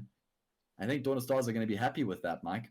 Yeah, I'd absolutely agree. They're going to feel sort of vindicated that they actually logged onto the server today, because after that 16-2 on the first map, their heads must have dropped. They must have been feeling really demoralized. But when you're able to come back into it against Blue Jays on their best map, with such an emphatic comeback. I mean, there were 5 rounds there in amongst the last 7. Yeah. That was good going from Dawn of Stars. I think they've set themselves up well going into CT side. Let's see how it actually shakes out. So the interesting thing, talking about DreamHack Masters Malmo again and that quick turnaround time, There's an interview up on HLTV right now where a device is saying that they've got a dude who does like treatments on them that helps them with jet lag, and that's helped them a lot. Okay. They Liquid and EG need to find that guy's number. I was gonna say they need to get his digits, man, because clearly he's working magic. Astralis didn't look like they were one of the teams to compete at ESL 1 New York, considering how well they're playing, I suppose. So that's a nice little nuggets of information. Thanks, Mike. You're welcome, my good sir. 8 to 7 Those still. interviews always do tend to provide great insight. Anyway, as you said, jumping back into the game, Blue Jays seem to be gravitating towards this A bomb site with 4 players, and then it's just Collins lurking by himself. Does throw a fake smoke, but no presence shown thereafter, and they've been able to get so far forward here. Going to be wrapping in towards CT. Theo's ready for this one, but he still goes down. Oh my word. Theo thought for all money he was going to be able to get a frag, and now Blue Jays, the world is their oyster. And the lone player on the A bomb site, Moise, he must be shivering in his boots. Great shot there from the bad guy, but I'm not sure that's going to be affecting all that much. AVN, he's just waiting for an opportunity to find this pit player, and he is going to be able to get him. I love the patience from Blue Jays in this round. Oh, it is just so beautiful to watch. After finding that frag in CT, still just holding their posture, waiting, maintaining the discipline, waiting for the call to come through and make sure that everybody's on the same page, and then pushing into the strategy together. And Sereni now doing some damage with the P250. But that was a really well-weighted execute from Blue Jays. Well, Khan not going to get anything other than a car crash there, unfortunately. So 2 rounds the difference now. That's the pistol round, the second half taken, and Theo's got to be feeling a bit aggrieved. He goes down first for Dawn of Stars. He got a quad kill in the pistol round in the first half. This time has no part to play, and Blue Jays play a beautifully worked around. Now on T side for them, let's see what they've got. Dawn of Stars on the force by Matt. Yep. It worked out for Blue Jays, Mike. So let's see if there's any hope that it can work out for them. Blue Jays just spreading out across the map, pretty much casting a net, trying to catch any aggression from these CTs. And Theo is going to be getting aggressive here through the apartments. There is some contest from Collins with the MAC-10. Nice Molly there, banking it off the door. Ooh, that nade could reap some souls, but he just gets away in time. He did just get out of that door by the hair of his chinny chin chin. Yep. So what do Blue Jays do from here? They need to bleed this util out on the B bomb site. And that's exactly what they're doing. Notice how they're just using these flashbangs and not really doing much off of it. And as a result, Dawn of Stars use one of their very valuable smokes. There is still one on car. And it seems like it's going to be the double fake here from Blue Jays. They've still got 2 players in the top of Banana and then 3 players towards the top of middle. Oh! Ouch. The bad guy, they're getting punished. He got punished and he didn't do anything wrong. He's a good guy. He's not a bad guy. What did he even do wrong? He's just standing there. The UMP. Yeah, exactly. Man hasn't even fired a shot yet in the round. Blue Jays putting a lot of emphasis in this round right now. Dumka going to be faking it, making his way forward. His teammates are trying to buy him some time. He's going to get caught off guard from the timing. So now it's up to his teammates at A. There's only 10 seconds left. If anything goes wrong, it would be absolutely disastrous. The bomb, it gets planted. Only just Theo coming through with the Desert Eagle. He's going to be finding frags, and so does Moise. My word, from the pit, he held his nerve and he was able to get those kills. So important as well. 9-8 is the scoreline, and Dawn of Stars, they only lose 1 player in the force buy. Blue Jays just being way too elaborate there in what they were doing. I mean, they were doing the right thing towards B bomb site. You were noticing it there, bleeding out the utility, faking them out, putting pressure on them to make them to trigger the use of those nades. And then from there, they just took way too long to actually make their way onto the site. And, well, that brings us within 1 on the scoreboard, looking pretty even on the frags as well for the most part. Only Car just struggling a little bit at the moment. Yeah, let's see if Blue Jays can reply here with a force buy of their own. It looks like they want to be aggressive. They're done with the complex strategies. Now they just want to try and barrel straight into the bomb site off the back of some flashes and smokes. They have a lot of util to work with, courtesy of that bomb plant. Let's see if they can find the frags required right now. It's going the ways of the CTs, taking a ton of damage in the process though. 3 versus 3, and Sereni is going to be the difference as he finds that player. Moise on the bomb site, but a little bit of an overextension there from D means he goes down on the angle. 2 versus 2. Dawn of Star is going to be feeling the heat here. They need this round desperately, Mike. They do have a kit on both of these players, 2 flashes and a smoke. So they definitely have some form of avenue to get into this bomb site. You can see the attention is just being taken by the bad guy, trying to allow Card to get forward, try and find a frag for free, try and unlock the bomb site. Now they both push on, but AVN has the angle. He gets the first, looking for the second. He's going to be able to get the kill onto Car as well. That's pretty aggressive out of AVN. If Card had Kitten had taken him down, he might have been in a bit of trouble, but he's feeling it at the moment. AVN is just... Well, he's collecting heads. He's a headhunter at the moment. 21 kills on him. Ah, what an unfortunate round loss for Dawn of Stars. They win the Force Buy after losing the pistol. They have all the weaponry in the world. And they drop the ball. They're going to go for a Force Buy here. So we got the Battle of the Forces. And it's actually not a bad buy considering there's 2 Mac 10s on the side of Blue Jays right now. Oh, Sereni. Able to find the adjustment in time. D wants to get aggressive, and he's going to be able to come out on top of that engagement of Car. I thought Car might have the advantage considering that D was pushing through the smoke. Blue Jays take control of B, and it looks like they're going to be just shifting things up a gear now. They've realized that the aggressive players are working out, and Dawn of Stars are struggling to keep up with the pace. Absolutely. Desire, the last man left alive with the scout. He should go down here. Misses the shot. D will take him down 11-8 here. Dawn of Stars a little bit at 6s and 7s these last couple of rounds. So they're going to be on the save. We'll see them buy in the next. And that should automatically make it 12-8 unless something crazy happens, Matt. Yeah, I would be shocked if this was the round that Dawn of Stars were able to win. Theo certainly cooled off. Was he on 13 frags when we spoke about it about 6 or 7 rounds ago? Yeah, he was on 13. Hasn't really jumped up again. That's real unfortunate for him. Yeah, going for the B stack. And well, Blue Jays are around. Let's see if they actually bite on this one. I imagine they're going to play it a little bit slower and get the info. I'm imagining things though. You know, I don't know. That would be the most ideal way to approach it. I think they overthought their anti-eco or their anti-force buy in the second round after winning the pistol. They just left only got what's like 15 seconds left on the clock to execute into that A bomb site, trying to go for that extensive double fake strategy. I don't think it's necessary to be so complex in your anti-eco, your anti-force buy rounds. Oh, double smoke there. That was a little bit of a communication failure. We keep talking about how great they are at comms, and their slight failure. Dawn of Stars, they're going to be salivating at the prospect of a B execute right now. They see those smokes. They're rubbing their hands together, but it's all in vain, Mike. It's all in vain. Yep, they won't get sated there at all, unfortunately. They're going to go hungry on the B-bomb site, and they're getting wrapped on as well through CT, so a couple of them probably going to get shot in the back. Wraps. Well, I had a couple wraps for dinner, actually. Yeah? Oh, yeah? What wraps did you have? They were just KFC twisters, man. Oh, nice. So you get yourself multiple KFC twisters? Hey, there's a 2-for-1 special on Uber Eats, bro. Oh, I need to get my hands on that, Mike. Hashtag not an ad. Yeah, not an ad. We're just hungry. We just like KFC twisters. Theo, landing a nice shot. I'm not sure he'll be able to save this AK, though. He's been boxed in here on Banana. The most he can hope for is some damage. They're going to be buying up in the next round regardless. So this AK is not the be-all and end-all.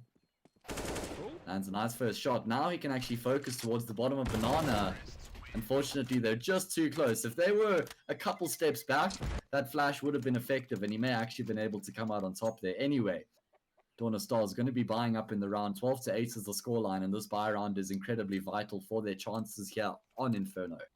Yeah, they got to get this one in the bank. Otherwise, well, they might just be blown off the server. And I say that even though it's pretty close, but we got to look back at that previous match result and see how one-sided it was. So this is a good start. This is a beautiful start for Desire. That's exactly what they needed. Great support play. The two of them pushing down there. The bad guy's only on 3 HP, and he's still fighting, Matt. Yeah, this is great stuff for Dawn of Stars, finding 2 early frags in the round and getting that banana control as a result. Exactly what they needed. Laying down the law, but look at the response here. Collins, he just walks into the A bomb site. He's the man who controls the lockpicks as he's broken his way in. Jeez, he just blew that one apart, and Desire's going to be feeling a little bit peeved. I mean, he made that huge play that gave him such a great advantage, and on the A side, Collins just absolutely slams them. 3 HP on the bad guy. He's going to need to get lucky here, Matt. Yeah. This clutch desperately needed here for Dawn of Stars. This 2 versus 2 retake, and those chances are certainly dwindling, especially because Collins has found himself a 4th in the round. He's still alive and kicking as well. Desire charging forward. The man who started things for his team is tasked with finishing it, and he's not going to be able to. No kit means he has no hope, and he has to just settle for saving his weapon. What a response from Blue Jays after losing banana control. They're like, all right, stuff that strategy. Let's just walk our way into A. Collins, find us some entries. I think the key there was just how soon it was after that B-side attempt failed as well, because a lot of teams will then sort of slow down and kind of wait, and of course the CTs aren't going to give you any opportunities if you lose 2. You've got to be proactive, and I think the timing there just works out perfectly, because Dawn of Stars would have still been patting themselves on the back going, hey, we got this round, and within 3 seconds after that happening, Collins just bursts out there and catches them completely with their pants down. Exactly that, Mike. I completely agree. It was just the speed that came through which really caught Dawn of Stars off guard. Now they have to eco. And actually, oh, wow, a flurry of frags in apartments. And Dawn of Stars have got a 1-man advantage, a rifle as well on Moyes. And again, Blue Jays, they feel urged to respond in some sense. And that response is going to be towards the B bomb site. Dumka, the man leading the charge once again. Looking for those entries. Man, this guy is just so sick. Such heads-up play from him. He was so prepared for that smoke aggression. Yeah, that's some great work out of him. And Moyes now, he doesn't have a kit. He doesn't even have armor. This is going to require miracles, and unfortunately, no more miracles seem to be coming here for Dawn of Stars. Blue Jays on the cusp of winning the series 2-0. It's a double BO1, of course, so there wouldn't have been a third map anyway. Look at that, 23 kills on AVN. D's got 18, Dimka's got 19. They're all firmly in double digits there. Dawn of Stars, Castle struggling a little bit at the bottom there. Moyes also not having the greatest of days, and actually neither is the bad guy in this half. I mean, he's actually had a good game overall, but yeah, I think again, just the way things are swung in terms of momentum in the second half. Yeah. Not flattering his scoreline. Oh, the aggression there caught off completely by Collins. Oh, you can understand the school of thought, right? It's like, need to do something different, need to try and make a play to get an early advantage, but with no support at top mid, it's such a crazy gamble to be making. And Blue Jays, they've got the confidence, they've got the momentum, and they just want to ride that all the way home, bursting onto the B bomb sites. They don't even take a single point of damage, Mike. Yeah, this is pretty clean out of them, and it's certainly been kicked up a gear in terms of speed and also just the ferocity of these executes. Dawn of Stars have been in an advantageous position a couple times, yeah? So you're telling him, dance, dance. So just while we've got some downtime here, going back to that DreamHack Masters normal conversation, which we'll probably do throughout the night because there is just a bunch to talk about. Oh. How hot are Na'Vi looking? As we just see some exit frags here. They're looking very hot at the moment. It's looking. Well, I mean, they won the first map against NIP. It's now 5-4. They're on CT side. Yeah. Oh, jeez, that's getting really close. I don't know why Dawn of Stars are throwing those guns away, Matt. Yeah, Collins, he has been an absolute madman tonight. But just want to finish off that conversation. I just think Na'Vi have looked so good over the past 3 days. I'm really excited to see where they can take this. Their T-sides are looking incredibly dynamic and fluid. Simple on the rifle it's a yes from me, to say the least. And yeah, I'm really excited about that team's prospects. Anyway, Dawn of Stars versus Blue Jays. Here we go, 15-8 is the scoreline. Dawn of Stars have got 4 SMGs and an M4. And the bad guy, he just can't find a place where his feet aren't burning. Oh. Feet are burning indeed. There's some trades happening over towards that A site, in fact, and he tries to get through the smoke. Dimka shutting him down. It's a 4v2. I think unfortunately we're stuck on a body here. Sorry about that, guys. Okay, there we go. It's reset. Dimka now. Oh, the shots coming through from Moyes there. He wanted to go for the pre-fire, gave his position away. I think slightly that might delayed. be it. Yeah, I think it is indeed Car.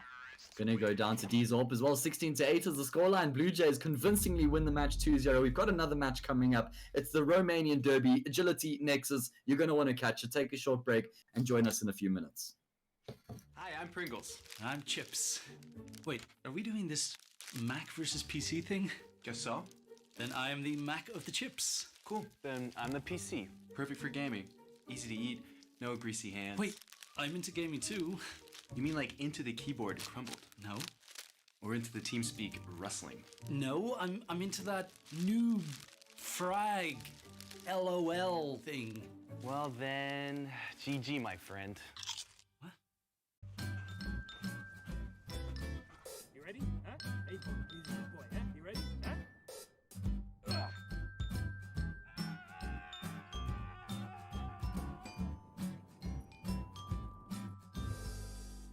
Start your esports career now at play.eslgaming.com.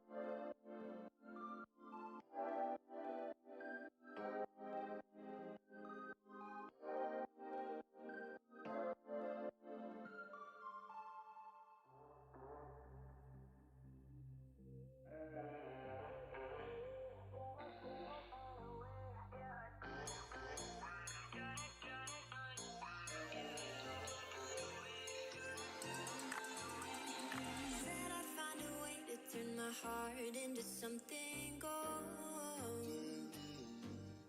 Knew I sold my soul to the devil long ago. I rode it all along on your wave right before it broke. Time was thrown down the well, so I let you go. What I do right now. What I do right now for you.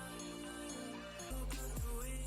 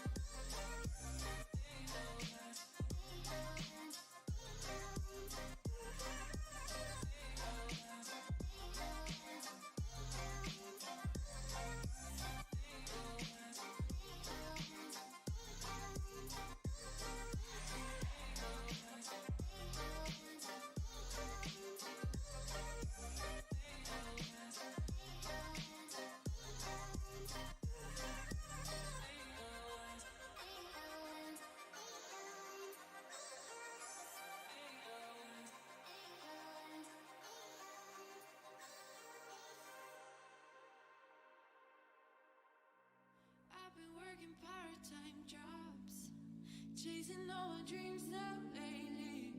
No matter if I try too hard, nothing's ever enough, baby. No, I don't care too much. I don't care too much. As long as I can keep you by my side, I don't care too much. We got time, no rush. In your eyes, I always see there is something meant for me.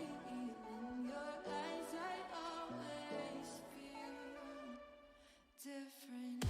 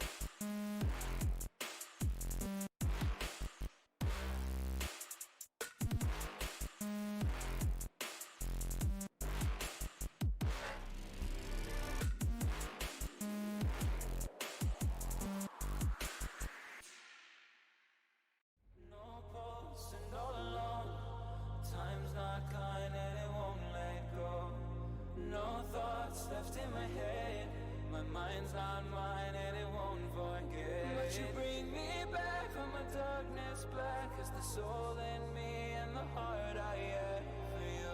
It bleeds for you, it beats again. Oh, you bring me to life. Oh, you bring me to life. Oh, you bring me to life. Oh, you bring me to life. Bring me to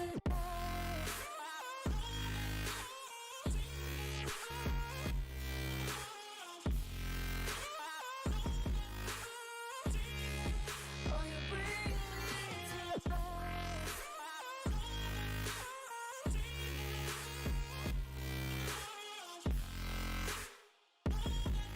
Now you bring, oh, you bring, oh, you bring me to life.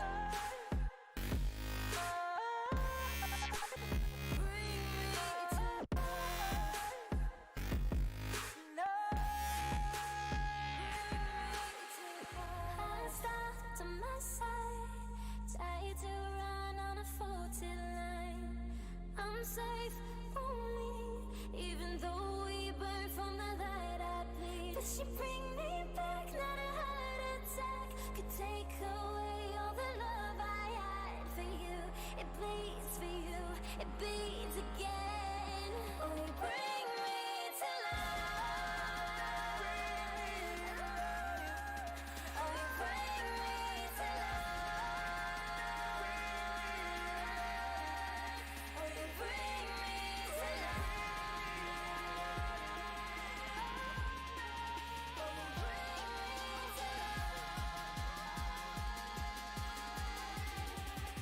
you bring me to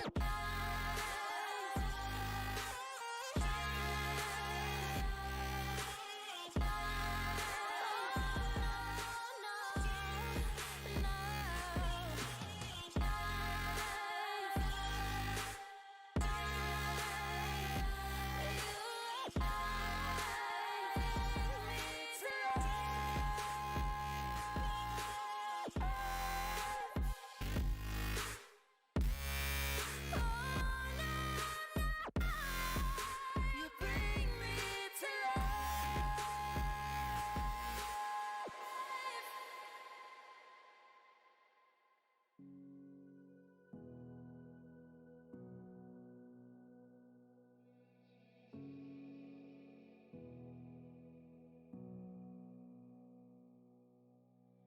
Sitting on a bench, waiting for the time to pass, dreaming of what happens next.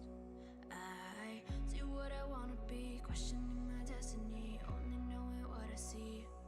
I don't even realize I've already made a path, and I can change it anytime again, can't take it back. I know what I want, but it seems so damn far away. I know I sound crazy to the ones who said oh. I know I empowered those who dream like me. I know I sound crazy to the ones who said oh. I know I empowered those who dream like me. And you say you wanna be somebody.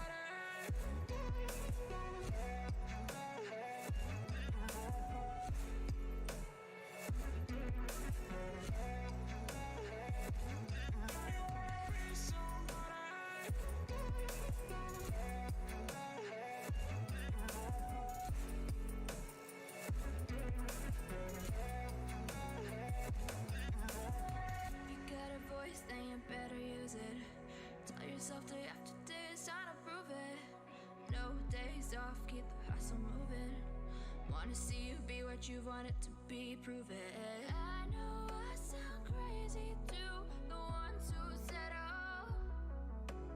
I know I empowered those who dream like me.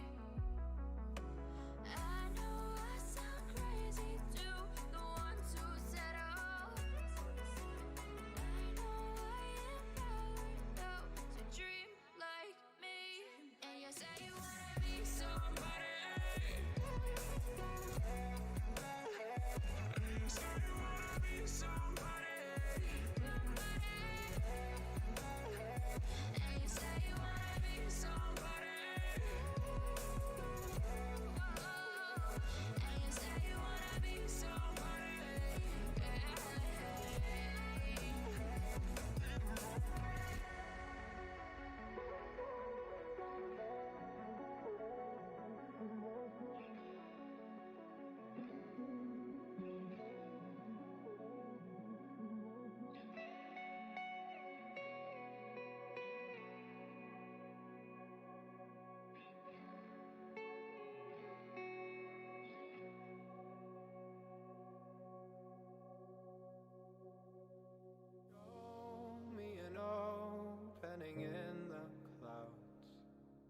take it. Yeah. Reminding myself to just let go. Don't wonder how far I can fall. Don't look down, never fade out. And I just wanna be someone and never fall behind again. Just keep on moving on. Never look down, never fade out. Never fade out. Oh, oh,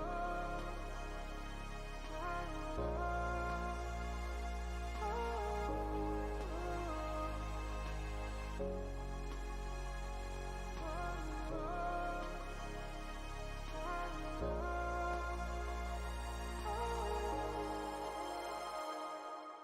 shooting through the clouds.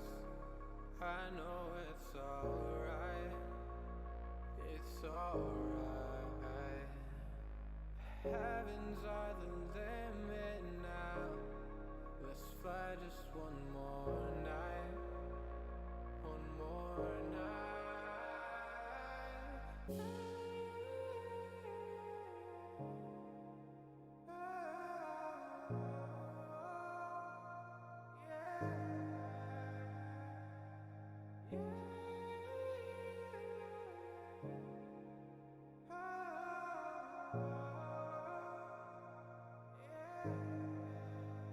Don't look down, never fade out.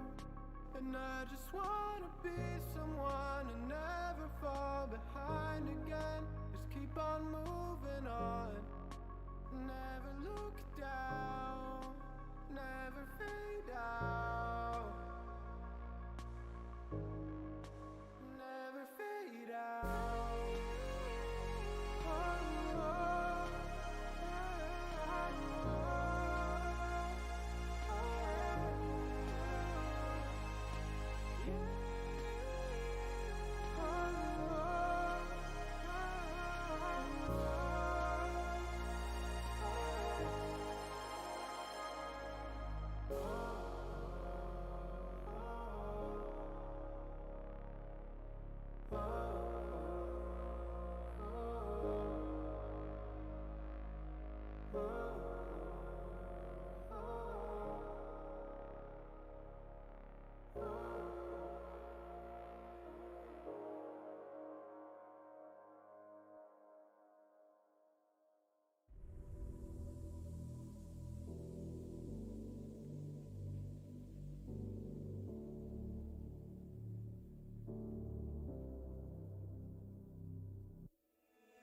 Sarah, I hurt myself today trying to make the pain go away.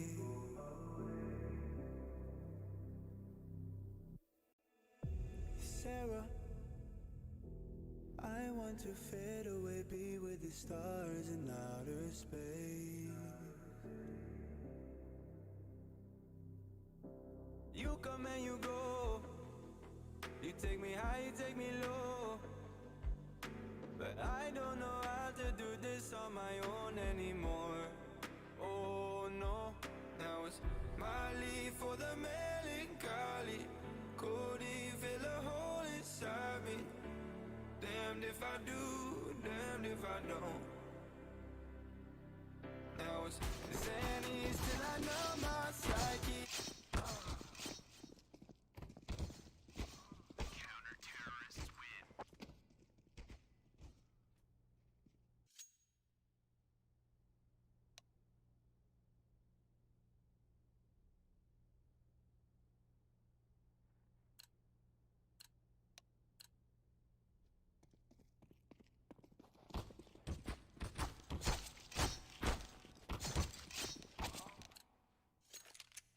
Welcome back, everybody. It is ESL Southeast Europe Championship Season 10. It's Agility versus Nexus. I'm Extremes. With me is, as always, Hayes.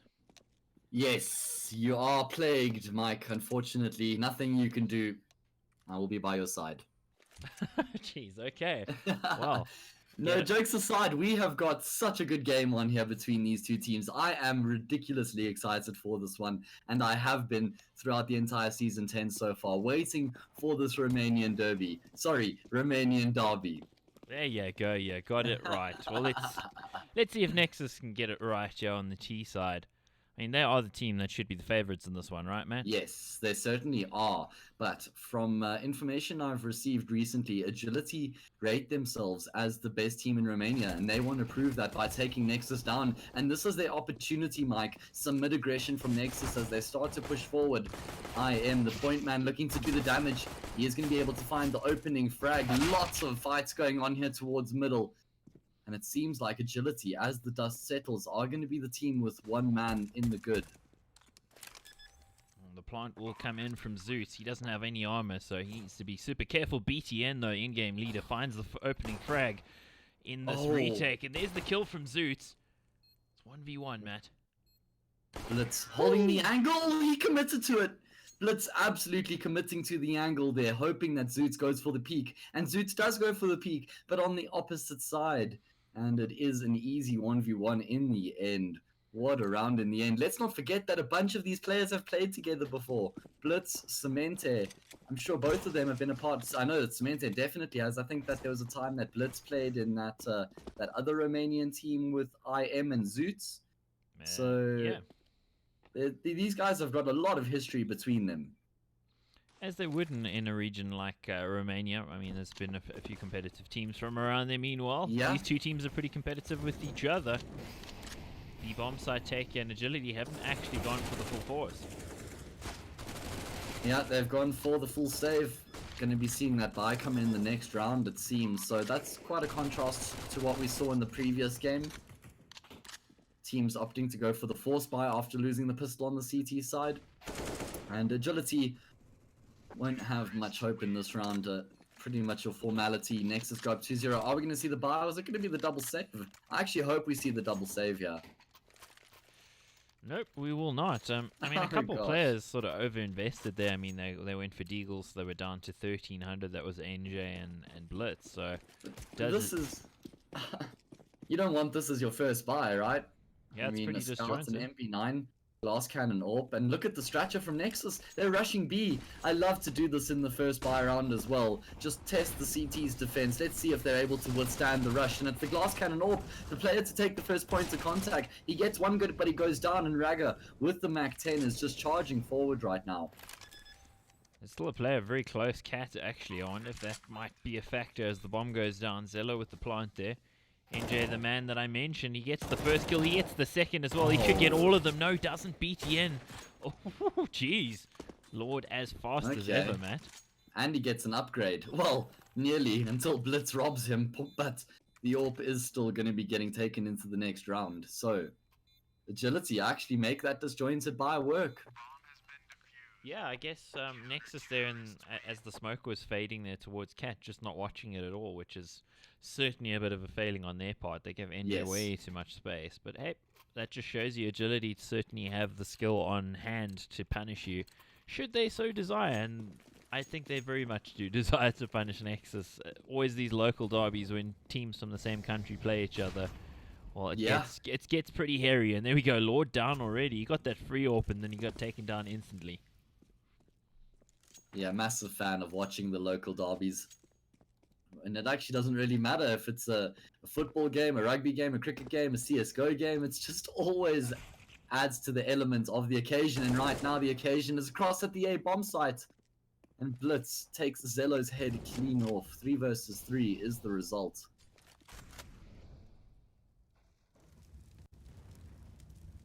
Angle from IM, if he goes for a jump there, could actually catch somebody, but Cemente doing all the catching there on Zoot. Man alone in middle, now 2 here in apps. It's all going to be down to the timings, Matt. Yeah, it's on arrest right now, and his head is going to be spotted and taken off IM, committing to the spray. He's been brought down to 4 health though, so sneeze on him and you're going to take him down, and there we go. Just one tick from the fire leads to his demise. That's an interesting smoke from Cemente. I know that his angle was being watched, but that actually gives Raga quite a bit of space to work with now. He's going to switch out as well. Good decision in this. But Yeah.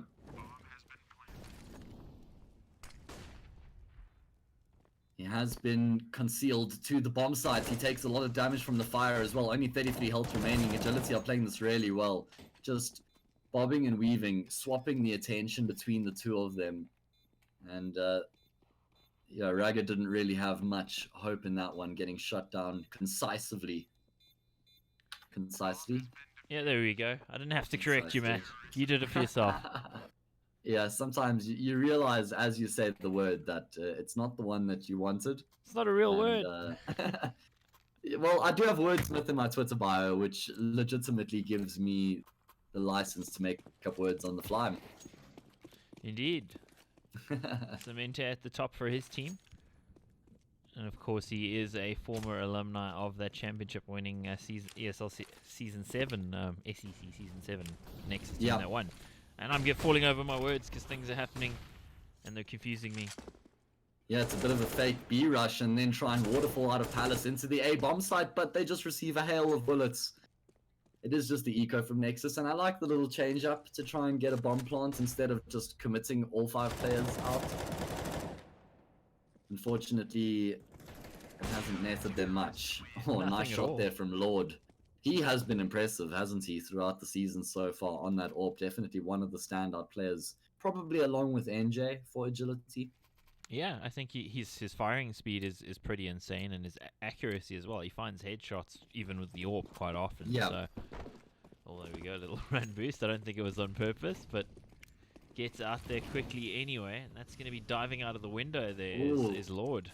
Yeah, he's gotten across. He's on the pillar right now, I think. He's actually rather dropped onto the catwalk, but he has got that aggressive angle. And the flashes are good, but he's still able to find a frag and blitz up close. The second point of contention is going to be able to pounce and find a frag. Zeus coming out of Palace is going to be looking for something in reply. He's able to find one, but the trade is on the table once again.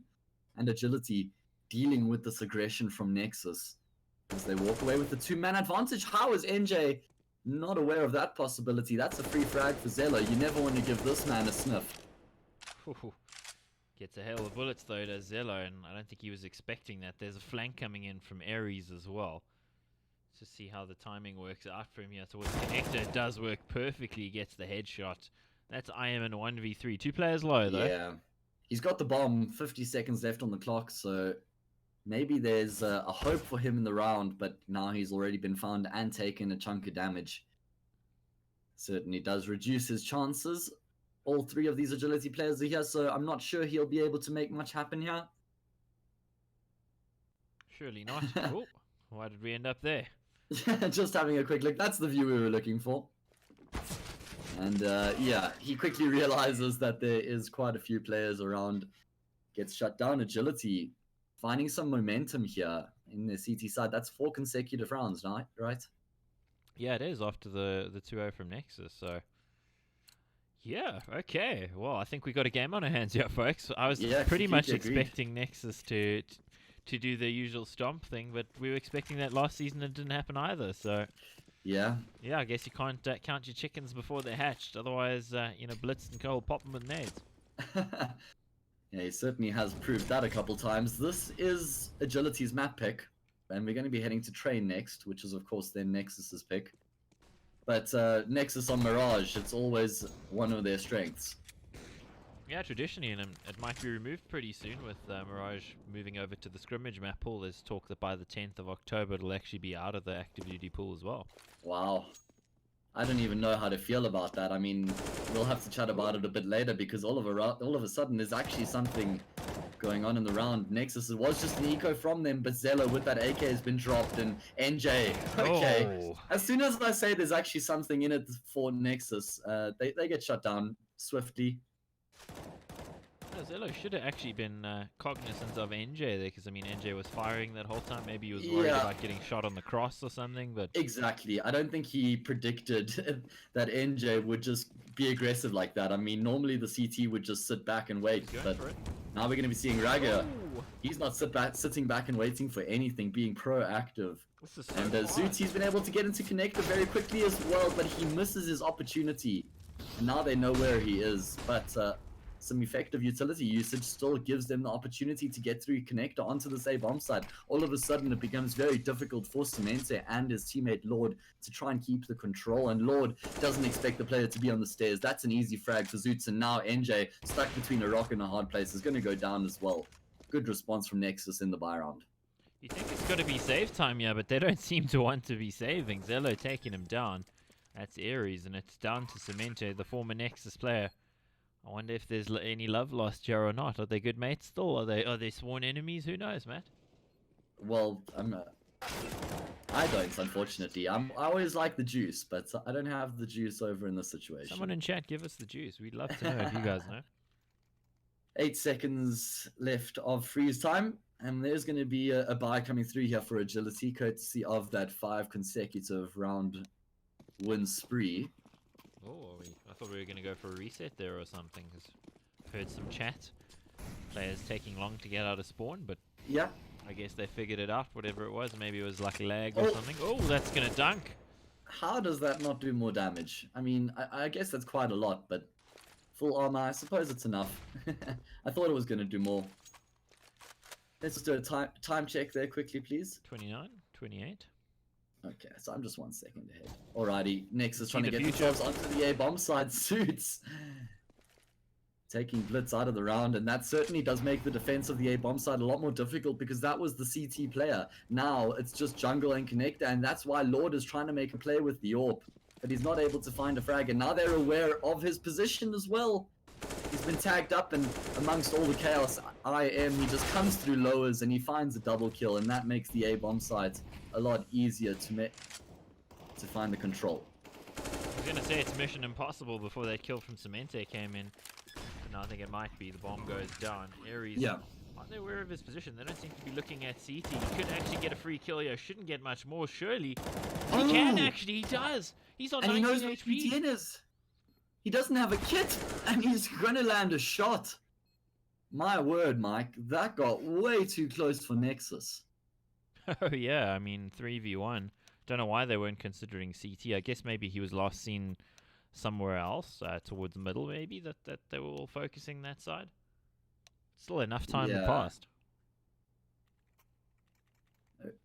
Aries nearly made something of that in the end. It was shut down in the 1 versus 1, and a tactical timeout has been called by Agility. So just putting a break on things. It has been very fast-paced so far. Yeah, tonight's actually gone fast in general. I mean, that first game 16-2, and then the second map 16-8, was it? Yeah, it was indeed. Both maps being won by Blue Jays. So everyone, this is just a chance to say welcome. This is the ESL Southeast Europe Championship, Season 10. 5,000 euros on the line, and the top 4 teams will be heading to the Bucharest Gaming Week, where they will go head-to-head on LAN, which is always awesome, right? Having the finals on LAN of a long online league group stage. Absolutely. Well, I mean, your voice will be there, won't it? For Brawl Stars, it will be there, but unfortunately not from there. Yeah, that's a shame. Yeah, but maybe one day. But yeah, we'll be doing the finals of the Brawl Stars League as well. So if that's a mobile game you're interested in, definitely check it out. We've got a Playday on Monday coming up. Anyway, back into the match we go. It is just going to be an eco for agility. Ooh, there's a little tag An that eco with a comes in. scout. Should have mentioned that one. Oh, Aries going for some more heroics, but this time it's not a 1v3, it's 5v5, but he runs into a freight train called IM. Yeah, and that's pulled all the rotations across from the A-bomb sites as well. BTN finding cement, and I'm loving the patience from Nexus right now in the anti-eco. They've got 2 kills, and they are not moving a muscle. They're just waiting for the CTs to reply with some sort of aggression and then just shutting it down. And this is a stark contrast from what we saw from them in Season 9. And 8, and 7. Hey, yeah, good point. Season 7, it was enough, right? It won them Season 7, but became predictable. Yeah, indeed. I mean, it felt like they threw away games at times. Ow. NJ. Can you get another? Oh, if he did, then it could have actually made it doable for them. Lord's still alive. He's great with his eagle, but he's not going to have any opportunity. Shut down instantly by Raga, and it's all on Blitz. Yeah, notice the small attention to detail there from Raga to trade up from his AWP to the AK, especially knowing that they're playing against the pistols. Just gives him far more maneuverability, allows him to be more dynamic. Nice shot there from NJ. So we're going to have another buy round here, 5-5. Game evenly poised. Quite so, old boy. Scout on Lord again, not able to afford the AWP, and that's Yeah, one of their primary, shall we say, frag finders. that's Lord, a pity. Lord is going to be reduced to that Scout, so Let's watch out for him and see if he can actually have an impact, land a couple of those tags. He has been quick, so I think he'll be all right, but definitely would prefer the AWP. I think we'd all prefer the AWP in most scenarios, but Unless you're Chris J, 2015? give him a P250 and he aces. P250 and a scout, Mike. He needs that scout. Yeah, that's the side on to the pioneered that. P250. He pioneered that jump scout. Him and NBK were the two guys back in the day. Yeah, NBK was a big one as well, yeah. Kind of look at, yeah, well, NBK without a team at the moment. Chris J, on the other hand, playing in Mouse Sports, who are playing right now, actually, playing against Ground. Against Ground. Yeah, they destroyed them on the first map, and they're down 7-5 in the second. Well, I mean, it's T-side, so not the end of the world, surely. Let's see what Nexus can make of this. B Executor was very silent from them in the initial stages and then just bursting out, trying to overwhelm the defense, but Ares gets a double, and there's been one of his teammates coming through. It's Lord, but he's not able to have any impact. Zelo finds a frag elsewhere, and all of a sudden that means that Blitz is the only player. He's been able to get into market undetected. He pounces and gets Raga.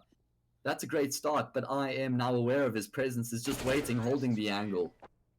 Well, that could have really cost Nexus, that bomb sitting on the ledge there on balcony instead of coming down. Gave a free kill there, but of course in a 3v1 it's just the numbers game. Unless you find all of those timings perfectly, it's always going to be a bit of an uphill battle.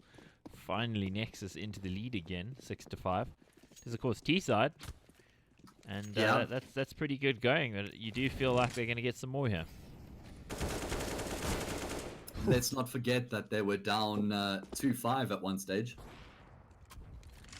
This is true. I mean, Agility have shown they're pretty good on the force buy, but they've also shown, I think, a little bit of mental weakness sometimes when they're sort of under the pump. They really struggle to get back in the game.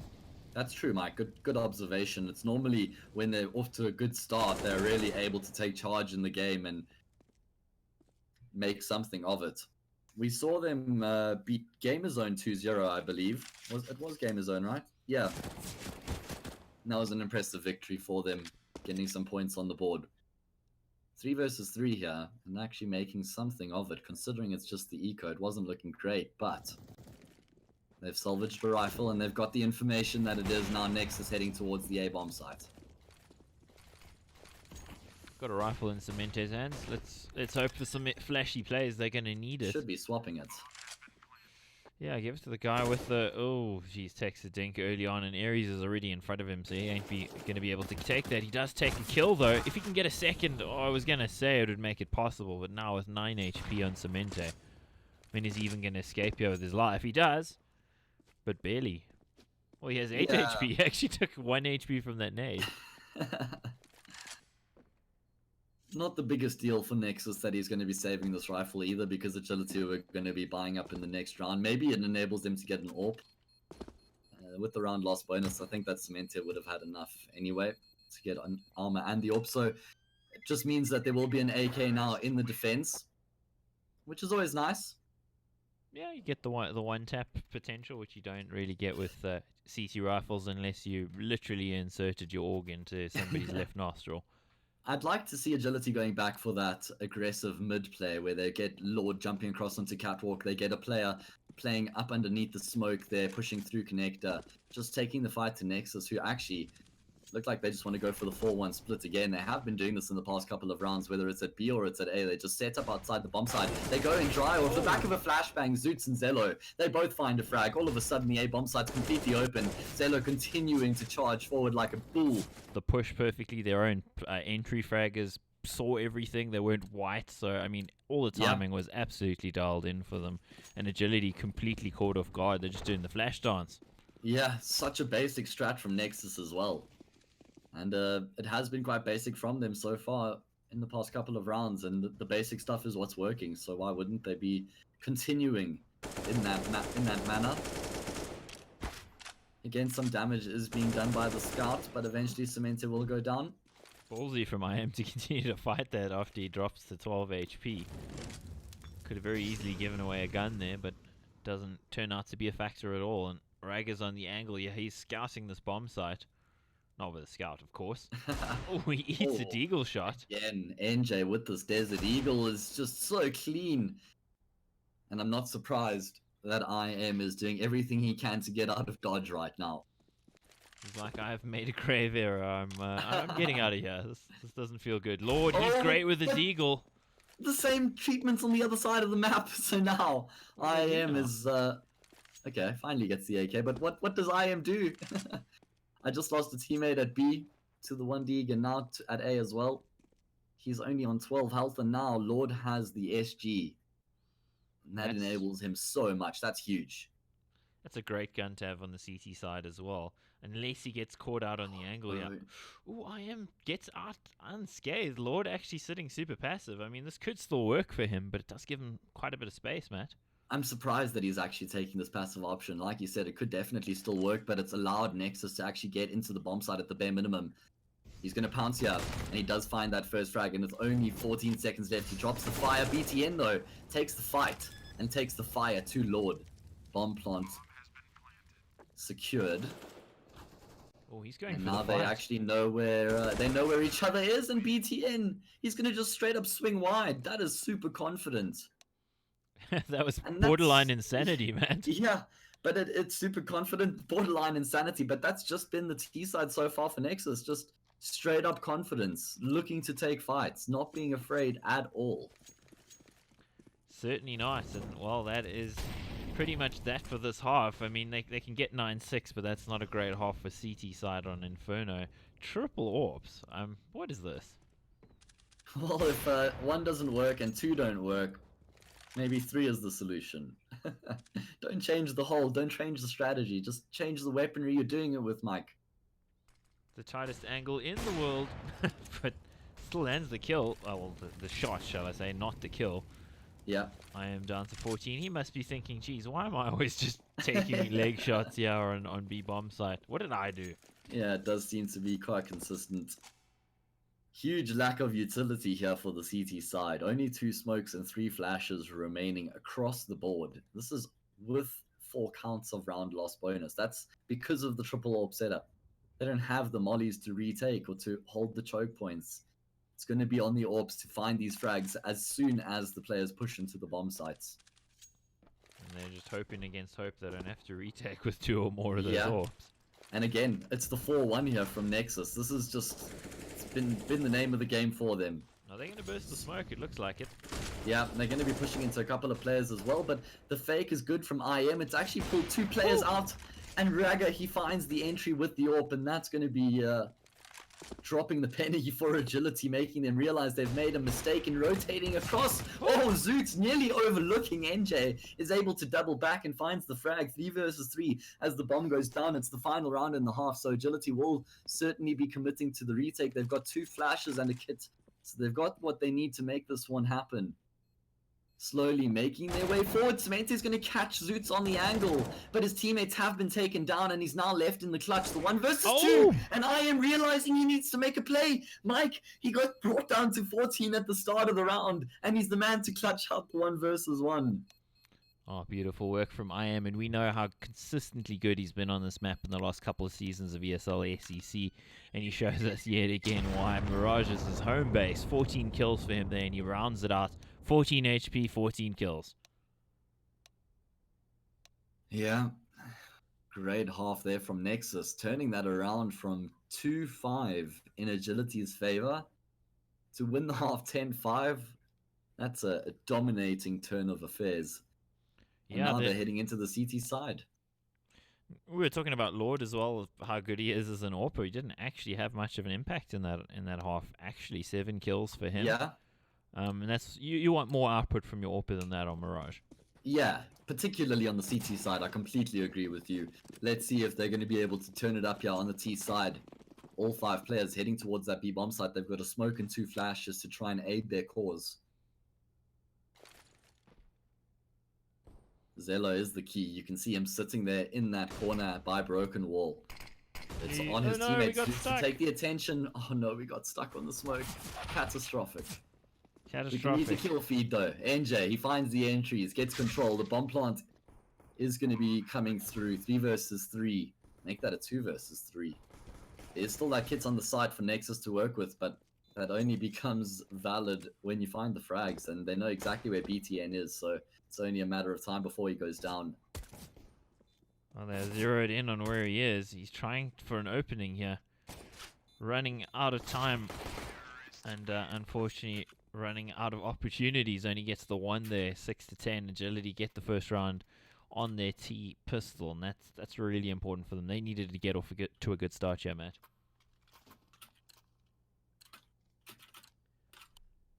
And what do we see? Hello, hello. We see, well, a force buy from Nexus. Of course we do. Yeah. Not surprised, right, Mike? You shouldn't be. Agility going to be going for the full A exec. They can't take very long here because they don't have any information across the map, and you can see as soon as Nexus smoke ramp, they realize they need to actually just try and get some sort of control and make sure there isn't a quick backstab coming through. And as time has gone on, Nexus are starting to pad up the defense on the A bomb site. There's some rotations coming through. Lord does catch IM, and off the back of that, his teammates are going to start to push into the bomb site. Zelo caught in no man's land, and with that, surely Agility have done enough to get the round. Yeah, that should be it. Signed, sealed, and delivered. Signed for, well, for the fingerprint reader, I think. Oh, that's an a AK. slap to the face. Oh, That's an AK. What? Raggar's found a frag as well. Cemente on the bomb site only has 5 points of health to his name. The flash comes through. Cemente dancing with death is going to go down, and it's only on NJ's shoulders. Oh my word. I actually just foresaw Raggar landing the 1D. It was almost destiny. It felt like it. It really did, but doesn't come through in the end. But geez, they made it way closer than it should have been. It was a 2v4. Was that 2v5? Was it 2v5? 2v4? Somewhere around there. It was a 2v everything, basically. Yeah, it was huge. Wow, okay, but that's huge damage from Nexus in terms of the money game. They lose the round, and they're going to have to save here, so a good response from Agility. Whoa, What? wait, what's going on? The pistols again! They go for the fight in middle, and the AKs get destroyed. What a turn of events again. Agility they can't catch a break, Mike. Oh my word. Zelo doesn't have armor. No. All 5 players don't have armor. There was a few PT50s and 5.7s. I don't understand, Matt. That was just crazy. I mean, it's a variation on what you'd see on a full eco. Some teams will run out connector and out of window with a couple flashes and try and take some guns away from guys top mid. That was completely dry. They just ran 3 players through connector and overwhelmed them, brute forced them with lesser weapons and no armor. It shouldn't work that way. It just shouldn't. Yeah, that was a bit callous, I think, from Agility. They almost just expected to win the gunfights, right? It's like, you're like, we will kill them. They've got pistols and no armor. Well, there goes, 2, 3? Oh, no. Okay, now they've gone for the force buy, Mike. 2 AKs and 3 pistols to try and get across the line, lose this round, and it's probably a 7-13, nearly 7-14 game. Yeah, that could get out of control pretty quickly if they're not careful. They weren't very careful in that last round, so I'm not really sure why I'm saying that, but... Yeah.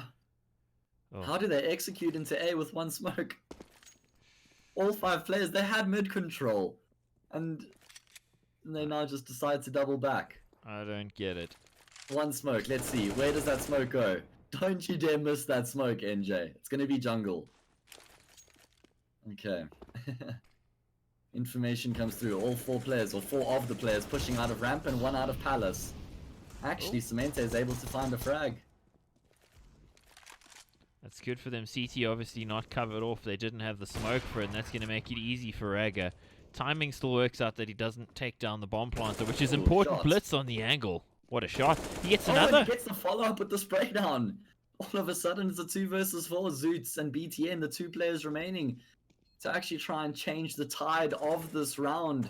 3 players for them to deal with initially here, and they're only going to be able to find 1. What do we know, Mike? What do I know? Nothing. Agility, they make it look easy. You know nothing, Jon Snow. Oh, geez. What a round for Agility to win. That was against expectations and against the run of play, against everything. As you said, Yeah. only 1 smoke. A is usually mission impossible if you don't have enough utility, but they're just walking in almost dry and they just find the trades. And it was almost that CT smoke not existing, essentially. Should have been a gift to Nexus, but it was actually a gift to Agility, because it just meant that the Nexus players went for the peaks. Their Blitz was on the angle. He got a double there. Yeah, good point, Mike, actually. I like that. It did certainly work out in their favor, but that's not logic that you want to be taking very frequently, or employing, rather. Yeah, I agree with you. I mean, sometimes, depending on the kind of team you are, you might look to make some unconventional plays where you would force the CTs to focus themselves. Yeah. You kind of condition them to go a certain place on the map or whatever by your actions, and that kind of thing can work out. It's just you don't want to rely on it too much, because eventually they're going to start going, oh, well, hang on. Yeah. If there's not a smoke here, then maybe they've got a plan. In that case, I don't think it was that elaborate, but Yeah, but that is a school of thought that definitely does get employed at the higher levels in Counter-Strike. absolutely. Let's see. Yeah, Samantha, in he Agility goes. bursting into the A bomb site. Look I don't up. think IM has been spotted. BTN. He takes a frag, which takes the attention as well. The trades are coming through, but IM is still getting work done with the AK. He finds 2 frags, and that was a really solid defense between the 2 of them on the A bomb site. They leave their teammates in a very winnable position, and Zelo enforces that with the frag as well. All on NJ's shoulders, charging forward into the bomb site. He's going to be able to find 1, but he gets brought down to 10 HP in the process. Oh my god! What a shot onto Zello! But Raga is going to take him down. What was that shot, Mike? That was insanity. That was so fast. I thought he was dead for all money, and he just pre-fires it, basically. You can hear the chats. That was lightning fast from NS, NJ. NS. That was nice shot. that was almost a fadeaway as well. Jeez. He just, oh man. You can't win the lotto if you don't buy a ticket. Jeez, and well, Mini punched his ticket there. He nearly Yeah. won the Powerball as well. Woo! Yeah, exactly. Well, let's see. It is just going to be a save now for Agility. The dust settles. We have a chance now to catch our breath. We might need to. I mean, jeez, that shot out of NJ. He's been really efficient, brutally efficient this season. Yeah. Navi winning over Nip 2-0, 16-13 Yeah, I was on map just 2. looking at that myself. And Greyhound versus Mouse Sports.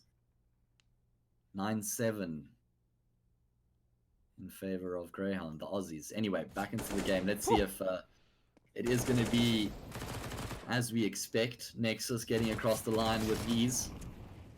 And IM does IM wants pick up it. 2 quick kills, and he gets a 3rd as well. So, 13-8 up now on Nexus, on Agility's map pick, and on the CT side. They also control the economy game. Everything is in their favor right now. Certainly is. Let's see if Agility can throw a cat amongst the pigeons, yeah? Well, we've got to go figuratively, of course, because there aren't any pigeons on this map or even chickens. So. Yeah. What a pity. Cat That's why I amongst the want Mirage. chickens. That's why I want Mirage to be replaced by Cash. Because there aren't enough chickens. Yes. Are there chickens on Cash? I don't know. They should. Hopefully they bring.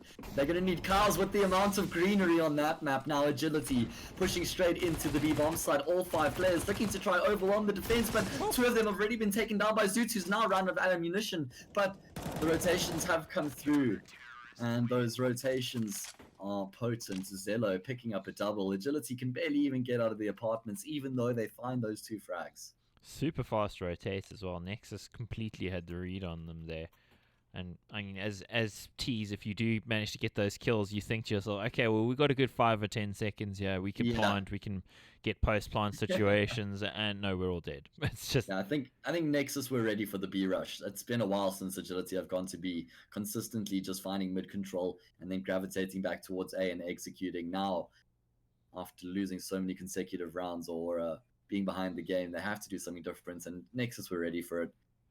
Yeah, Anyway, Yeah. As a caller, you're always going to look at that and go, well, they keep going here. I know that there's going to be an attempt on the other bomb side at some point. You just got to correctly predict it. I'm having some horrible buffering, yeah? Yeah, me too. I'm completely frozen. It's probably going to be the case where you have to refresh the stream. Trying. I'll confirm if that is the case or not.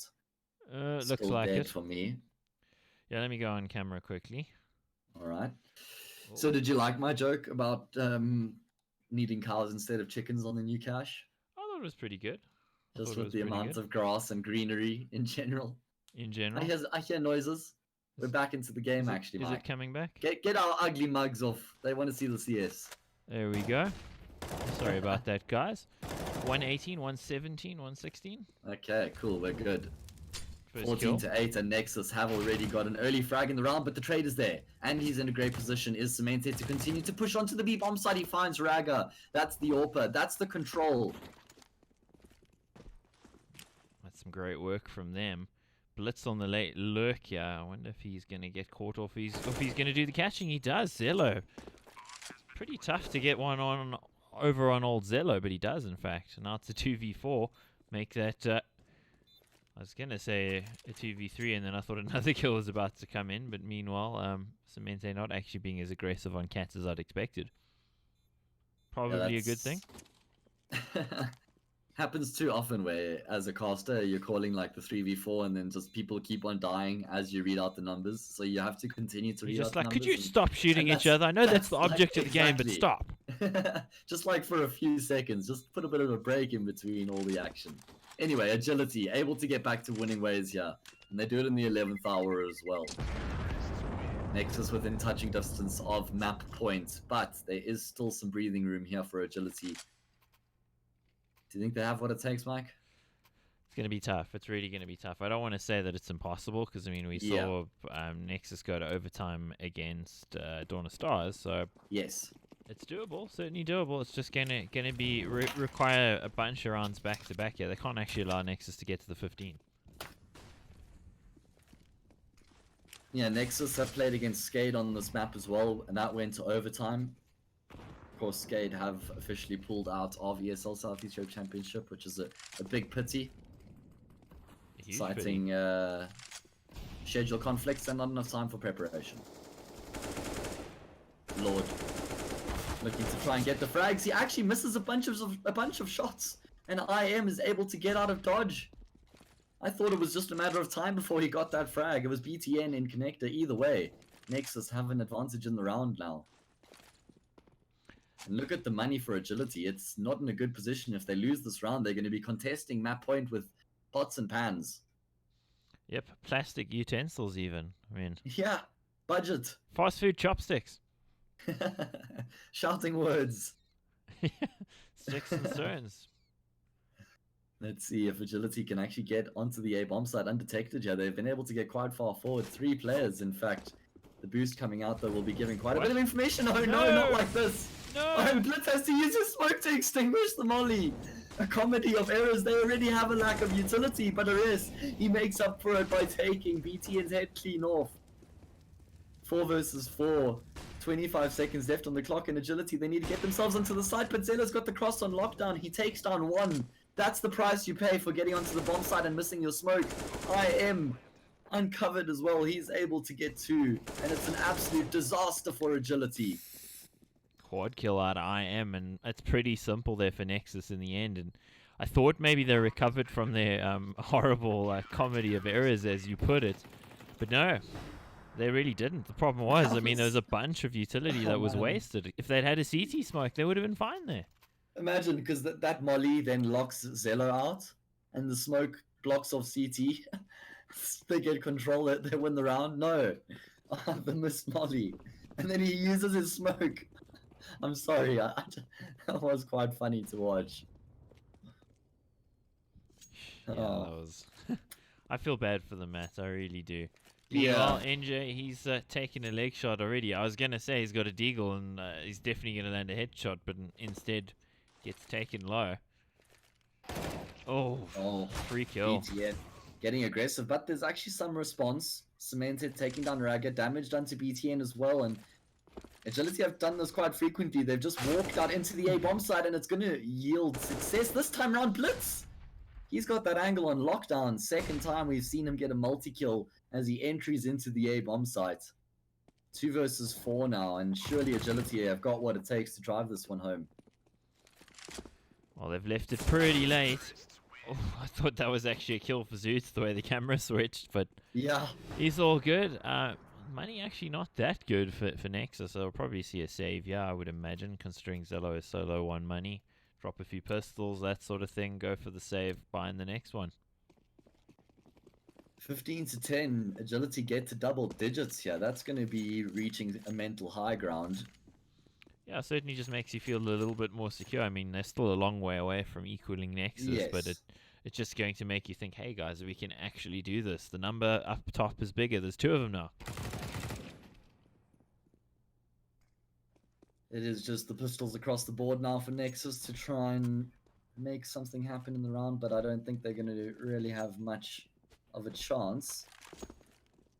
Especially when a team is back up against the wall like Agility is right now. They're super focused and playing against the pistols. Surely they're not going to be dropping the ball. So talking about dropping the ball, 14-7? 14-8. Okay. Greyhound against Mousesports and Dust 2. What the heck is Greyhound doing, man? How are they doing this? And they made a roster change.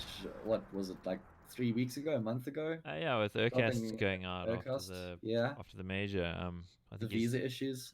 Yeah, his visa ran out, had to go back home. No more Australia for him. And, well, Greyhound, they knocked Liquid out. I mean, Yeah. I still do blame jet lag to a big degree, but, I mean, Liquid also looked limp, eh? They really also did. beat Evil Geniuses in the best of 1, mind you. It's crazy. Anyway, let's see if Agility are going to be able to continue here Double on the save. C side. It's double save indeed. Yeah, that's exactly what I was just focusing on. Although there is a bit of an investment from IM down to 2,100. Although Zello and Raga still have enough money to get that AWP in the next round. Could be the double AWP even. They could have bought in this one if they wanted to. They just wouldn't have had an AWP. So I get why they're going for the double save. They've still got enough opportunities in the game to close it down. So no real train smash and going for this. And oh, what? Deagle Not kills like all this, of a right? sudden? What? No. Not again, Mike. Not again. It can't happen again. It's a 2v4. NJ, he has to be the savior. He has to be the hero, and he is. He finds the double blitz coming in to support him here as well. IM and Raga are 2 players only with pistols, and IM has armor. Raga doesn't. All of a sudden, it is Agility who have a firm grip on the round once again. But this should not be in the position that it is right now. That's for sure. 2 versus 2. 30 seconds left on the clock. Wherever Agility choose to go, which is going to be the A bomb site, they have to commit all the way. No time to clear out the bomb site. No time to That could work fine. try and utilize the elements of surprise, and it could work against them if a quick frag comes through here from the stairs player. And it does. I am doing so much work with the Desert Eagle. It's on NJ's shoulders. It's going to have to be the quad kill clutch.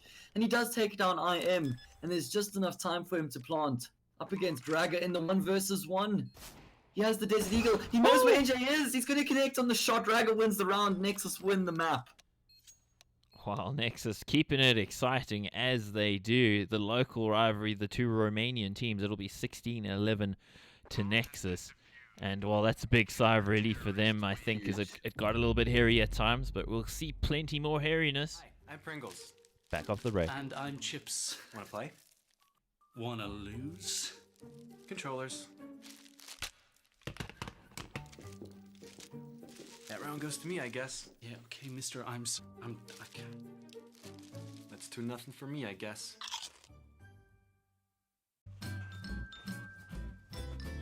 You ready? Huh? Hey, easy boy, huh? You ready? Huh?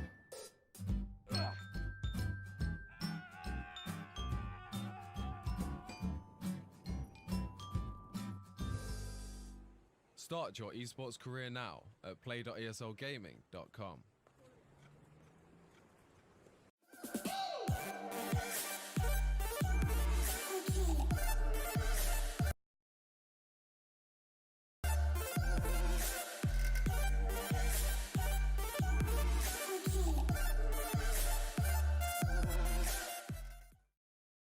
Hi, I'm Pringles. And I'm Chips.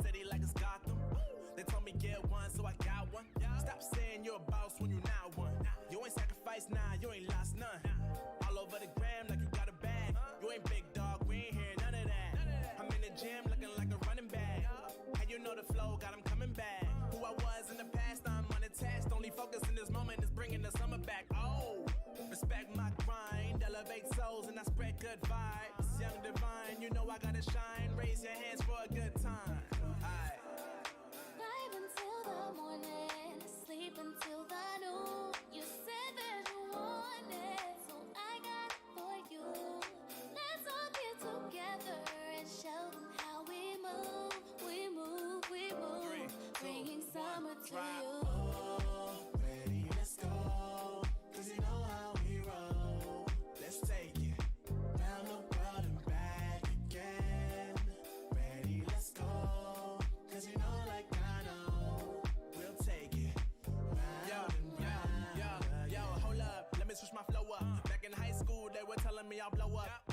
Shows a man, everyone will show up. Got in an accident and still made it for them to go nuts. You know what? I'm so what? I'm so That means I can't describe the way I vibe, the way I slide. And with the rhymes that make the dimes, I'll close their eyes and fantasize. Young Divine calling their phone number. No, you know I love you. And you know me, I can't sleep without blazing beats. On stages for their ones gracefully. And I got a smile that they hate to see. Young, black, successful, though life gets stressful. Though life gets stressful, go and vibe out with whoever you next to. Vibe until the morning, sleep until the noon. You said that you want it, so I got it for you. Let's all get together and show them how we move. We move, we move, bringing summer to you.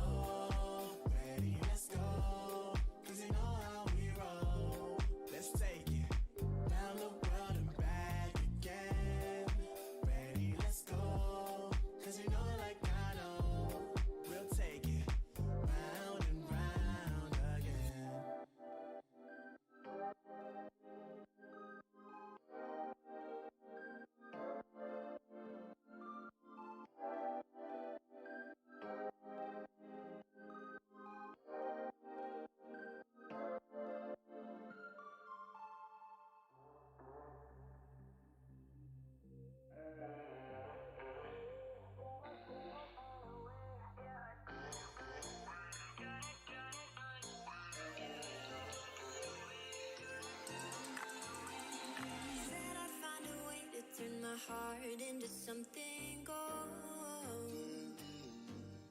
No, I sold my soul to the devil long ago. I rode it all along on your wave right before it broke.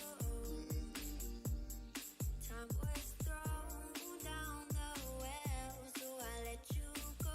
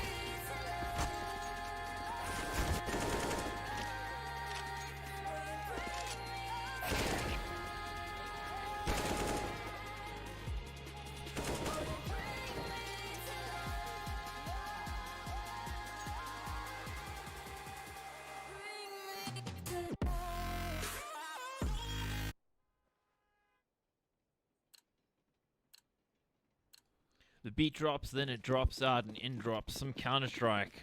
And with me on this drop is Hayes, IMAX Streams, ESL Southeast Europe Championship Season 10, Agility versus Nexus second map. It is indeed, and we were treated to an absolute spectacle on Mirage. Agility cost themselves quite a lot. If you just think back to the number of rounds they lost against Pistols, against Force Spies, they didn't do themselves any favors. And heading into Train, they're definitely going to be looking to rectify those mistakes. They're going to be looking to it, but Nexus, as we know, tend to treat Train as somewhat of a fortress. And that's going to prove a little tough for Agility. We've seen them on Train before this season. They looked okay. We've seen them twice, in fact. They played against Gamer Zone and they won in overtime. And they played against Salamander and they lost 8-16. So they've shown that they can be competitive on the map. Half and half. They actually qualified for SEC by winning Train in their regional qualifier final. So this is true.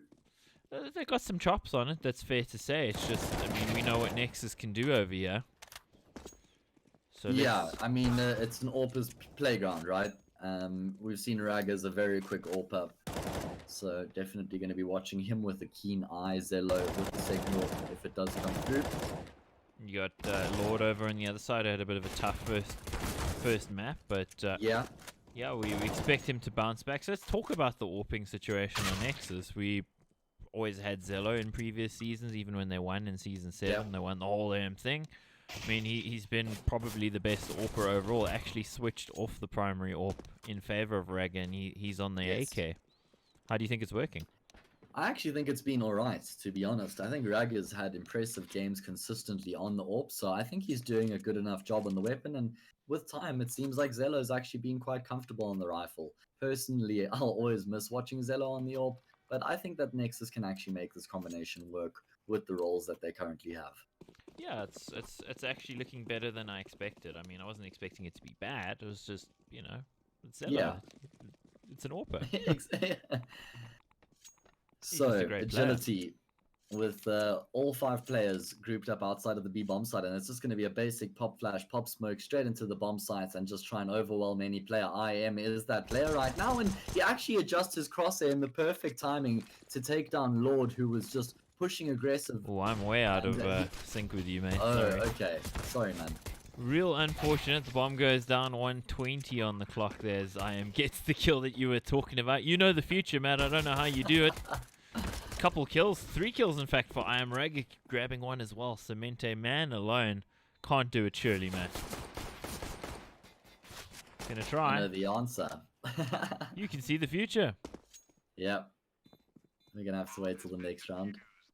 Yep, we were way out of sync there. It's the hazards of casting online from different locations. Yeah. Sorry about that, guys. 8, 7, 6, 5. Okay. 3, 2. No. 55, 54. Perfect. Cool. Alright, I might be a millisecond behind you. Just let me know if it's substantial or not. Nexus, they win 45. The pistol round. Cool, we're good. Cool, some damage from that scout actually being dished out, eh? Yeah, but both Lord and Blitz, they've received some damage in return as well. This is the Force Spy from Agility, and these Force Spies have become incredibly dangerous. When you find the bomb plant on the T side, but you lose the round, you get enough money to still find a couple of rifles. You can see they've got 2 AKs to work with. Interesting that Ares actually has the AK. I see that it was dropped from Blitz because Blitz was low, but Ares doesn't have armor, so it's a bit of a trade-off. Anyway, just because he's so low, it probably still does make sense. So you should get this one. Yeah, he's been able to get far forward, but he doesn't expect that wraparound from the second player coming through.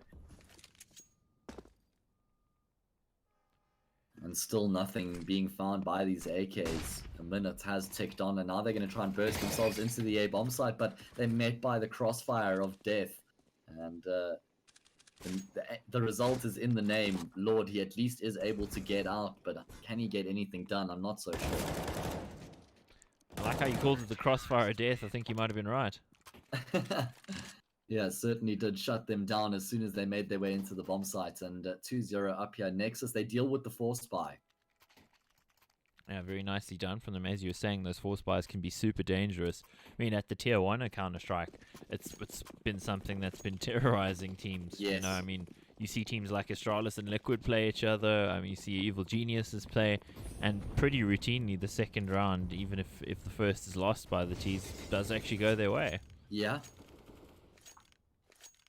Just while we have a bit of time here, we were talking about AWPers a bit earlier on, and something we haven't mentioned yet tonight is Cirque, who was the champion of ESL Southeast Europe Championship Season 6 with Outlaws, and he has just recently gone on to win ESL 1 New York. So it's just a perfect summary of what this championship actually means for players. Yeah, it gives and, them an the opportunity platform to it showcase. provides. Yeah, Oh! exactly. NJ. He's pretty damn good with that gun. Some more scout damage being dished out there. Ooh, lots of scout damage, in fact. But the bomb is down. ETN with one, Zella with one as well. Raga there grabbing another kill courtesy of the USP. And those scout tags actually coming into play quite seriously. Cemente yet again, man alone here. And again, I'm going to say, no, not with the Glock. I certainly don't. I don't believe. Yeah. That was easy enough. 3-0. Bomb plant was found at least though, so that's some little bit of success for Agility. Of course, it was just an eco for them, so finding a bomb plant and an eco is always a decent result. Yeah, I think that's enough. It just gives you a little bit more in terms of nades and that sort of thing. Probably enabled them to get the AWP there as well. So, not a bad result, but this is a pretty heavily CT favored map, so I mean, Agility won't be worried yet, but if Nexus keep racking up the rounds, they certainly will, and that's a big nade as well. Yeah. Lots of damage being dealt. Oh, but Zello caught in no man's land. Yeah, it's so crazy. That first nade does a ton of damage. 2 other nades land in there and do nothing. Yeah. 121. NJ looking to get aggressive. 15. And we're going to be seeing the A bomb site being taken by Agility. So as soon as they get the guns, as soon as that buy round comes up, they actually find success here.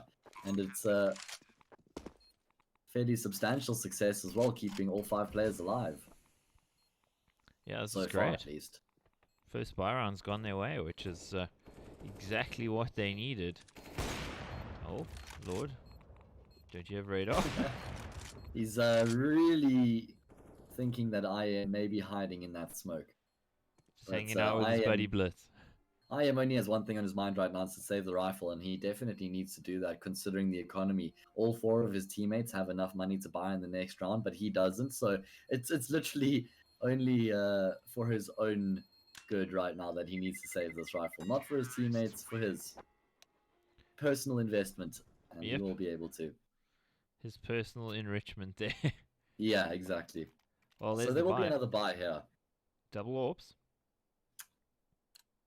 Great job by Agility to just actually walk towards that A bomb site, find the frags, and get the control.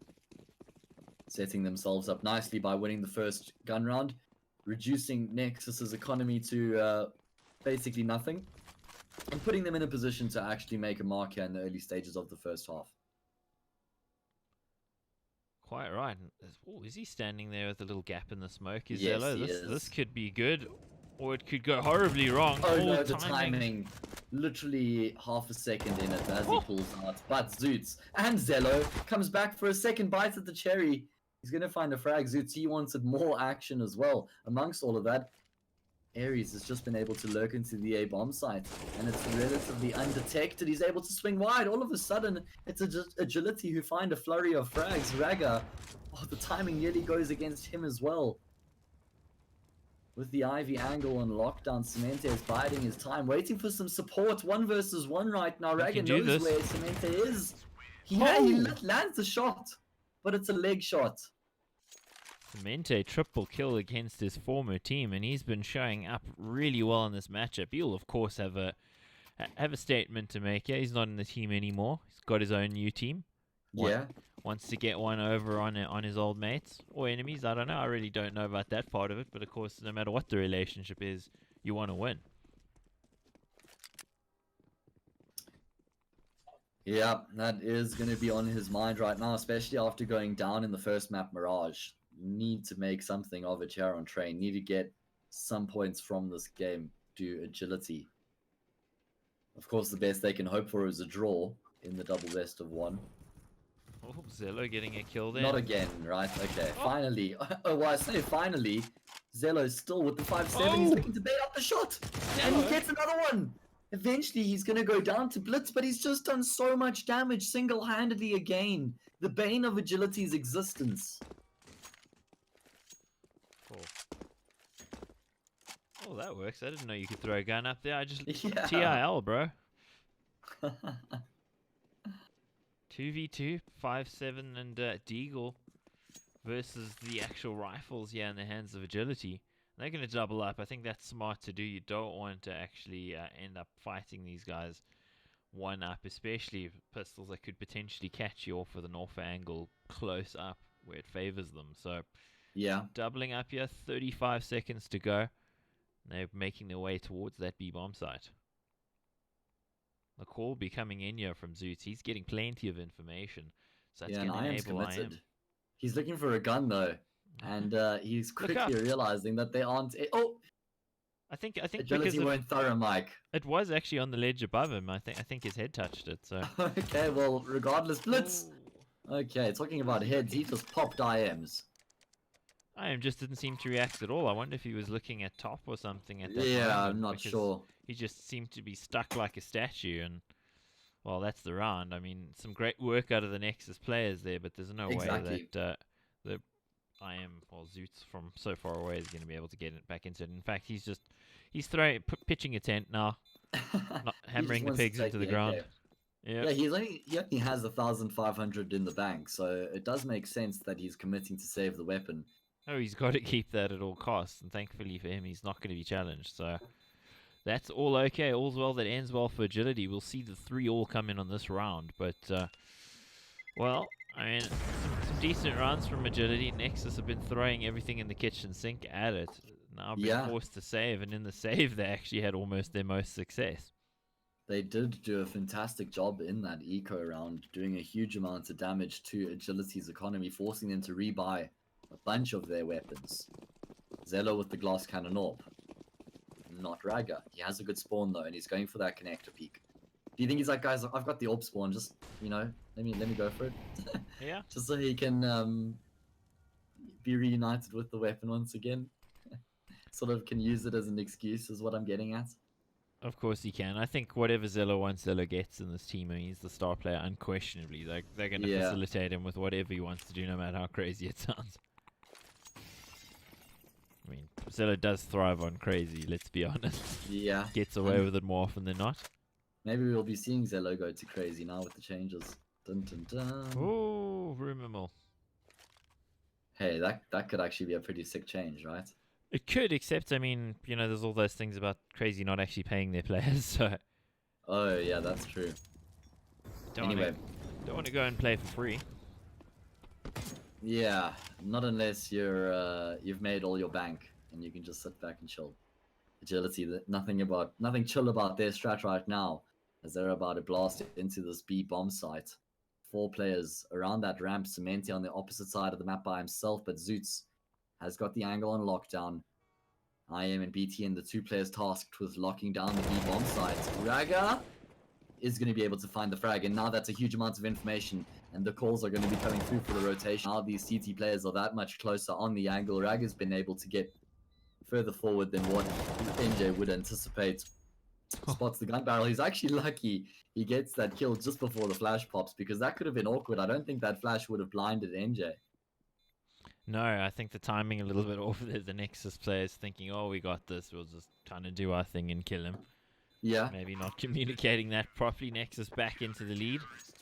And some great work out of IM there on the inner bomb site to just slow them up, gets the 2 kills, stays alive for long enough. Lord doing his best to kind of dig them out of it with the double kill there on the AWP, but it's just not enough in the end. Will be buy versus buy. It does mean now that both teams are pretty well invested in this one. So aside from Ares, nobody else really got a ton of money, and that does mean that whoever loses this one's probably going to lose too. Yeah. High stakes round in that sense. Just thinking now, with Skade pulling out of the competition, does that put Nexus as the solid favorites?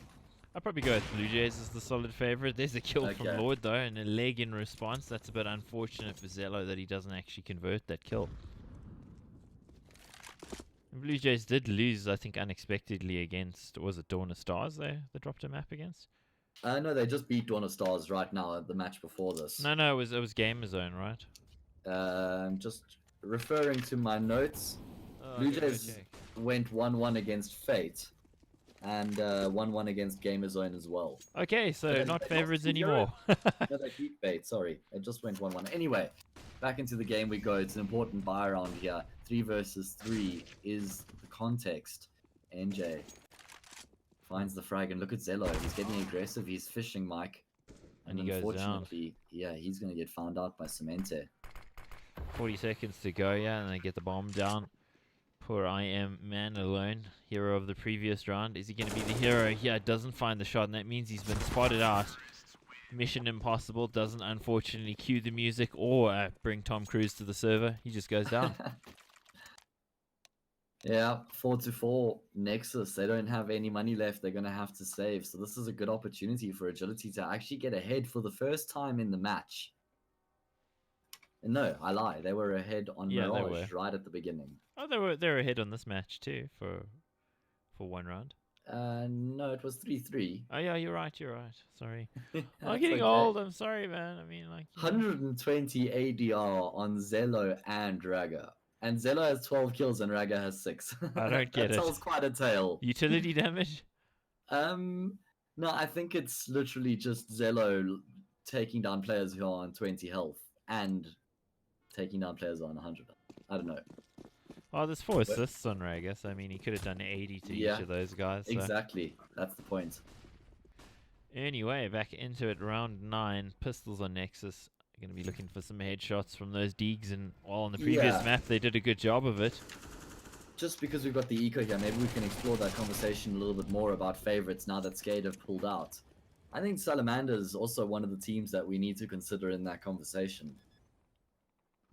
Yeah, they've actually looked really good. I mean, didn't know too much about them coming into the season, but seen some good signs, some promising signs.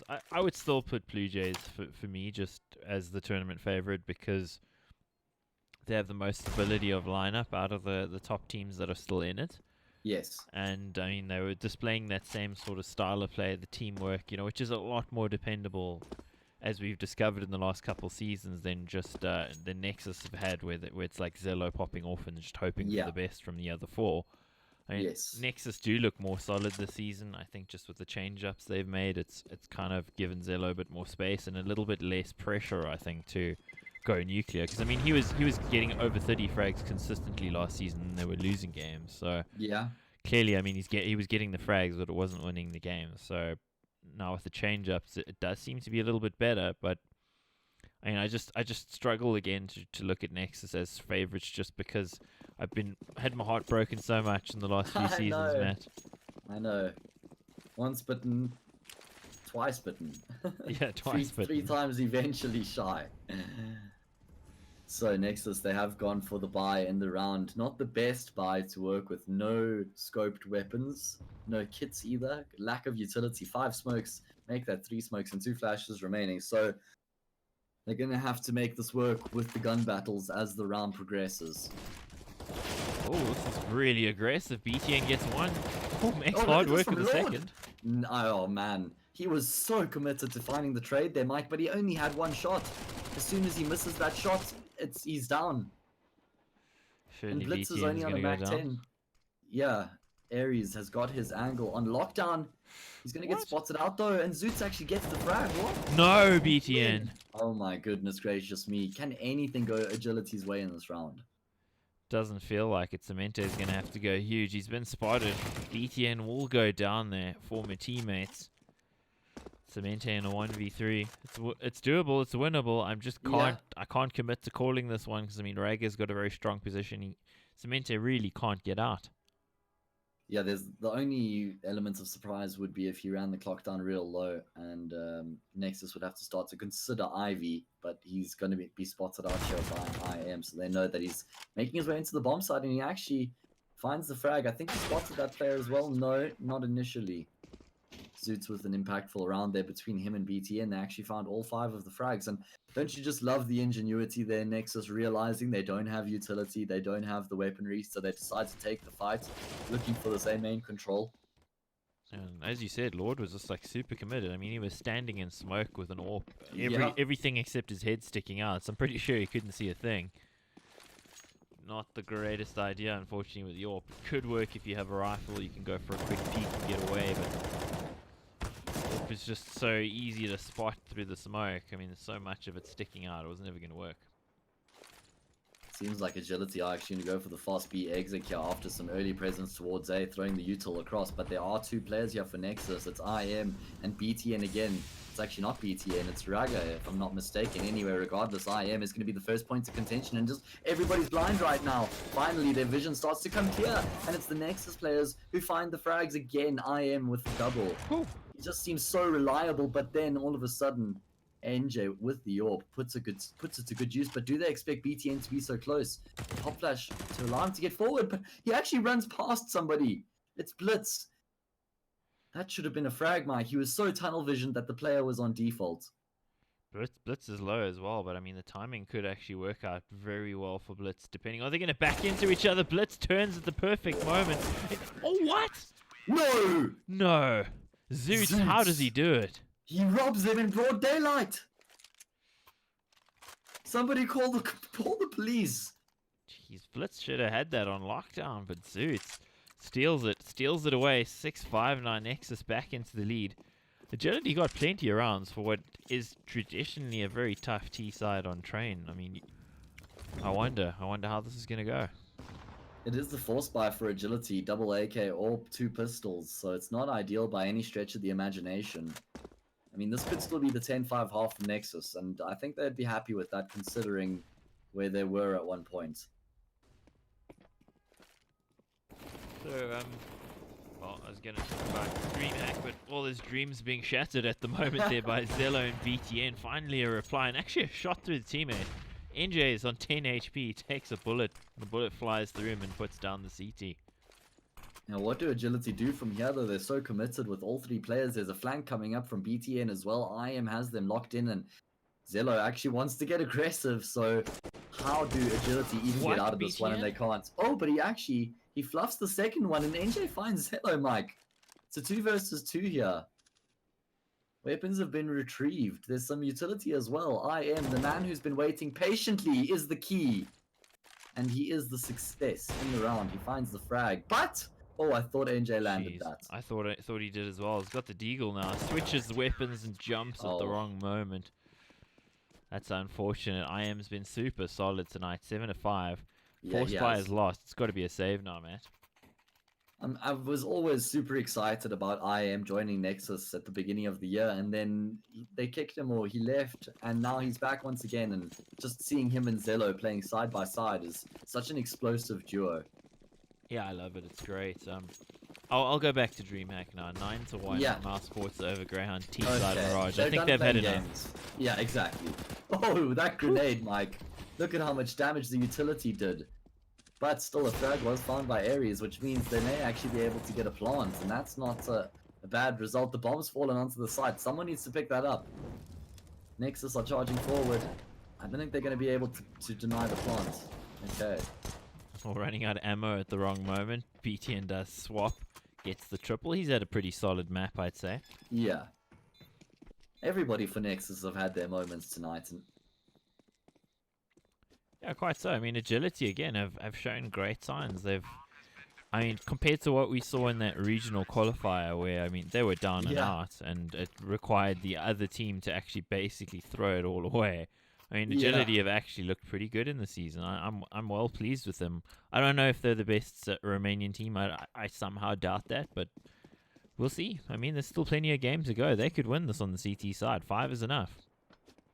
you know, you just brought that qualifier back into my mind, and okay, wait, never mind. I'll put that conversation on ice as we've got a very aggressive push into the save bomb site from Agility. They have already lost the player. Blitz looking to be the man to trade it back, and he does. The spray transfer was beautiful indeed, but Zello still doing damage with the AWP. Eventually, he's going to go down 2 versus 2, Mike. make that a 1 versus 2 as IM settles the scores. Blitz has been able to lurk his way and he catches Ragger off guard. 25 HP, he needs a headshot basically, and he's given away his position as well. IM got to be thinking about the positioning here of his opponent, now wondering where he's gotten to. Yeah, both of them are hyper aware right now, and oh my word, Mike, no. Oh my word. Oh. Blitz survives on 4 health. You almost wanted IM to just spam the wall or something, but Yeah. he doesn't know he's so low. So much time on the clock. Blitz committing to the B bomb site, so IM's going to realize this as the bomb gets planted. Molly to try and block off the rotation, but IM's already gotten through. Uses his smoke to now give himself some cover. There is a kitcher for IM and an HE, but is that going to do it? No. Doesn't go far enough. And Blitz is just playing this smartly, slowly making his way forward. He's going to get around the corner in time. He may actually catch IM off guard, but he's committed to the one side. And he's not going to be able to adjust in time. The shadow gives his position away. And IM wins out the clutch 9-5 and now 10-5. An incredibly realistic prospect for Nexus. Again, sorry to interrupt you, Mike, but it's turned around where Agility were in such a strong position at the start of the first half, and then Nexus just turn things around and take firm control. Yeah, they got in little by little. As I say, little by little, it's not really. I mean, it was like insane aggression that actually did it for them. But, you know, round by round, they clawed away at this, and Ragger takes a shot through the wall. I've been killed through that wall before as a CT. I don't know about you, but... Yeah, if you, I have as well. You can get lined up there. Lord lining up Zillow. I think he went for an early peek there, and that's going to put some pressure on that B-bomb side. IM alone only gets the 1 kill. Ragger on the angle, though. Shot. That was fast. Yeah, he needed that desperately as well, but Agility, they're going to use that as a ruse and push their way into the A bomb site where BTN is trying to lock down Pop Dog. He's able to find one and he keeps himself alive. Eventually, he's going to go down to Cemente, who had that backstab through Ivy, and now it's on Ragger's shoulders. 1 versus 2 with the AWP, and I think he may actually catch him off guard with this positioning, Mike. So he's going to get a frag for free, hypothetically. Then he's going to have the 1 versus 1, and they're actually going to come super close. Cemente smokes him off. He's going to flash himself through the smoke. Doesn't commit, though. Cemente lies in wait. There is a kitcher for Ragger, and another flash if he chooses to use it. Oh, my word! Ragger with the massive brain.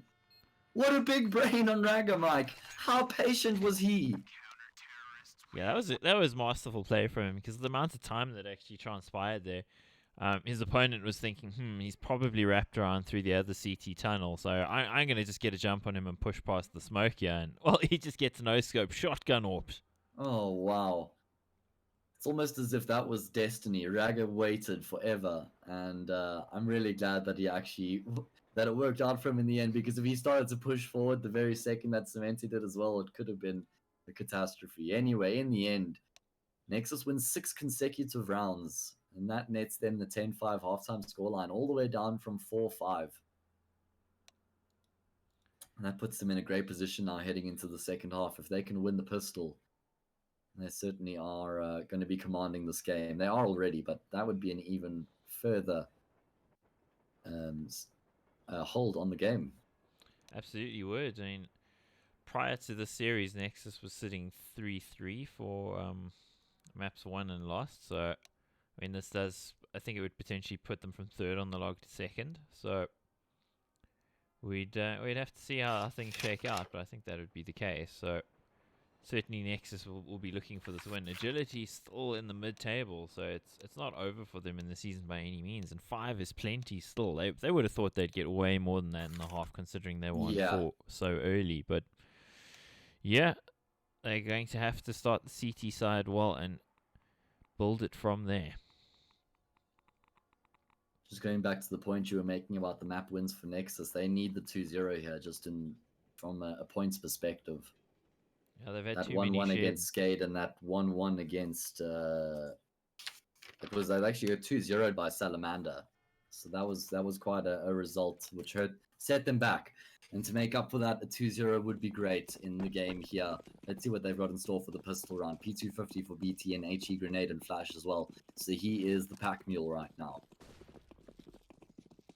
Already used it though, so it's not going to be a factor later round. Zilla taking a bit of damage, taking a bit of attention, still gets a kill as well while the rest of them are going Ivy. Oh no. How does Zillow find two? Eventually he goes down, but the damage has been done. Now it's Blitz on the angle. Finds a nice shot there. That's his second frag in the round. Super aggressive from Nexus onto the safe bomb site. And as he does, well, there's only one player remaining, and never mind. BTN destroys him. What an aggressive pistol round from Nexus. BTN using his flashbang at the start there to get Zello out into Olaf, and then wrapping those three players through Ivy. Just caught Agility completely off guard while they were all focusing on Zello. Zello like takes the focus and takes two heads as well, which is just crazy. I mean, usually that player's like the sacrificial lamb. You shouldn't get more than one, you know. They're going to focus him, but Zello's so quick, so good in pistol rounds. Kind of continues that trend. I mean, we've seen it so many times. They put a P250 in his hands and he gets 3 kills.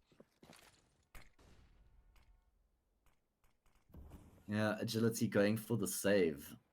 We saw the same thing on Mirage on their CT side, and they decided to go for the buy afterwards, and it wasn't a great buy at all. So I wonder if they're going to go for the double save here, go for the double AWP, make sure they've got all the utility, or do they just want to get straight back into the action here in the second half? Make it work with a cluster of M4s, maybe a scout. Or do they have what it takes to make it happen here with the pistols? No. Don't think so. I'm saying no. Answered. You may have asked that question too late, Matt. That might have been too late to ask it. And there's my answer, Mike. They're going for the buy. Yeah, you got your answer pretty quickly there. It's been quite a ridiculous half year for Mouse Sports over Greyhound at the moment. 12-2 in the last round of the half. Okay. What on map is T it? side, Mirage, and I mean Mirage is what Greyhound beat Liquid on. This is insane. That's Liquid's stronghold. That like Mirage and Liquid. Name a more iconic duo. Zello there. Oh my. Yeah, him and an AK. That comes pretty close, Mike. And off the back of that, Nexus are just going to continue pushing into this B bomb site, and all 4 of the Agility players, they're trying to come through the connector. They get stopped by one another, but eventually they are able to get through. They find a frag or 2. They have the one-man advantage here as well. BTN off the flashbang looks to try and take the fight to his aggressors. Raga chiming in with one of his own, and this is disaster zone for Agility. Lord on 42 HP, they know where he is. Shouldn't be possible for him, but he's going to give it a go anyway. Running out there, trying to fake them out with the smoke doesn't do anything, and Nexus is just bludgeoning them at the moment. They're going fast. They're just trying to overwhelm them with speed and power, and it's working. It's also what they started to do on their T side of Mirage once they were finding their footing and being successful. It's like, all right, we're just going to try and punch you in different areas on the map. Can you handle it? Can you keep us at bay? You know, pick us off as we try and get into the site? Because if not, we're just going to literally steamroll you. Raga again, just getting a couple kills, and they got these upgraded pistols, some armor, but it's not doing anything. Yeah, only 2 players remain here. Will a frag even be found is the question. The answer's no, yet again. But look at how low I am, Zello and Raga are. 6 health, 7 health, and 7 health respectively. Could have, would have, should have. Hindsight is 20/20. They should have got those kills. Agility now. They need these kills. Yeah, it's now kind of their final opportunity in the game. They got to win this one, and then they got to start winning and building a half for themselves, because they've barely had a look in this half. In fact, they haven't had a single round. The fat lady is warming up her vocal cords, Mike. Will she sing? Start singing. Will she? That is. Of course she will. She's had a bit of wine, Matt. Can never keep her back after a glass or 2 of vino. It's Thursday, you know. People start drinking in our part of the world on Thursday already. Nexus, they want to try and deal the killing blow here over at the B-bomb side. All 5 players leading in. Zoots able to find one. There's the trade, but Cementez left high and dry now that they know where he is, and so much damage being done. And I'm really glad we got to follow that one all the way into NJ. And this is a slaughter. Absolute slaughter. I mean, there's all sorts of sides being committed here. I mean, as in, you know, regicide, homicide. Genocide? No, not really. It can't be. They're I suppose they're the same. Yeah, they both remain. So that would be impossible. But I mean, I was just rolling with the sides, man. Yeah, I was going with the Regicide because that's killing the king, and Agility did say that they think they're the best team, and well, if they were the best team, then the king has been slain. Yeah. I mean, the best team from Romania. I said I had my doubts. I still have my doubts. Nexus have shown it to probably not be true. 15-5. This is bleak. Bleak for Agility. Very Yeah, good for but Nexus, though. it's one thing seeing yourself as the best team, and it's another thing as generally being considered the best team, right? I mean, it's all good and well to be confident, but that only amounts to so much. Yeah, I discovered this week that guys like it when you say that they're the best, and they don't when you don't. So it's like, it's kind of weird. It's kind of odd. Do you want to elaborate on that, Mike? Actually, no, No. unfortunately you can't, I'm because good. Nexus are being aggressive as they push straight in towards Ivy. Damage being done as they trade a couple of frags, and Nexus, well, they want to try and end this as quickly as possible. Try and kick Agility while they're down. Blitz pushing up close. There's another kill for another Nexus player. There's a reply, though. Blitz could be in a good spot here. He gets one. Surely going to get shot in the back of the head. No. Raga actually Oh. getting out of dodge. Yeah, he was already committed to the rotate, and that means Blitz gets a huge amount of information. Ragga's going to continue to push forward, though. Lord has been able to get across in time, no, and that Ragga. actually... That means that the plant is going to be delayed. Ragga wants to fight. That he does. This is kind of like what we saw at a D in the first match of the day, but not going to work out quite the same, is it?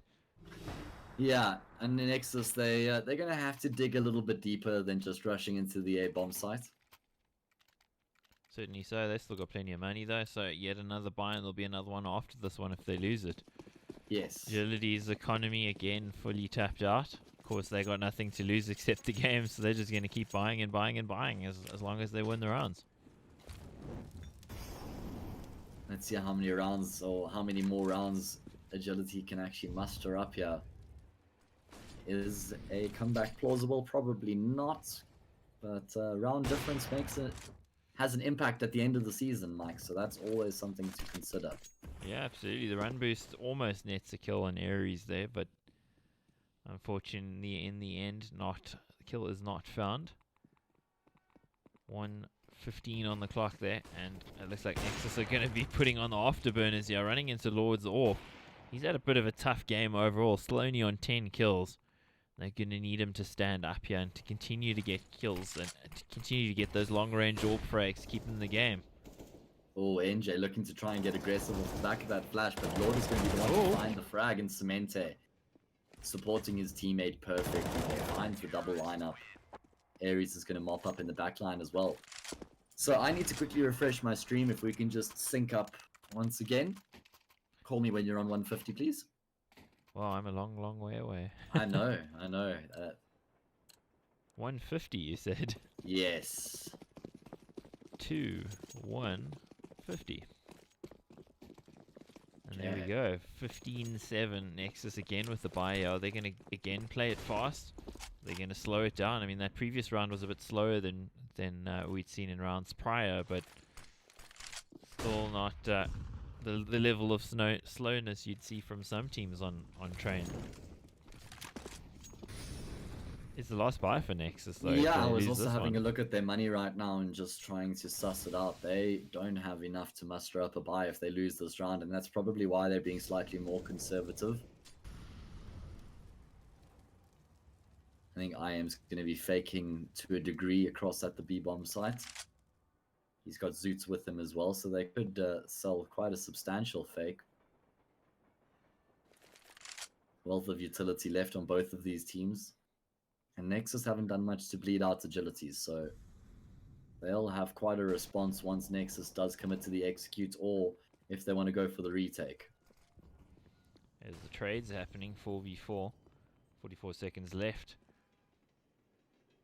There's a player in Olaf, so let's see if he becomes a factor here, Matt.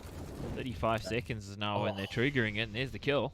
As soon as you mention it, he swings out, he finds the frag, and that enables his teammates to start pushing into the A bomb side, coming through. Pop Dog BTN is going to get taken down by Lord's Orb. Can he find a second frag? No, he can't. It's a 2 versus 1 for Cemente against his former team to keep his current team in this match. Or are Agility going to be closing it out 2-0?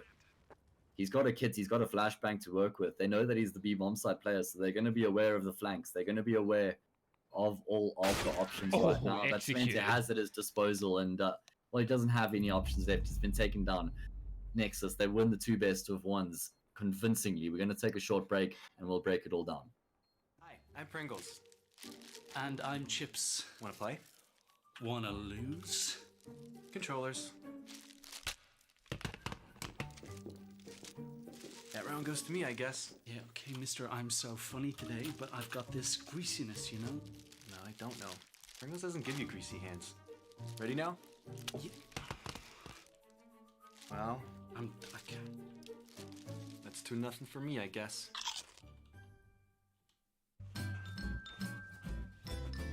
You ready? Huh? Hey, boy, he's a good boy, huh? You ready? Huh?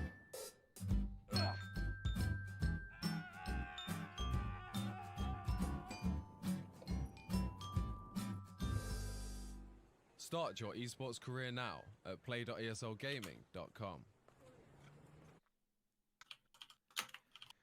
Well, I think we got to break it down. We got plenty of time.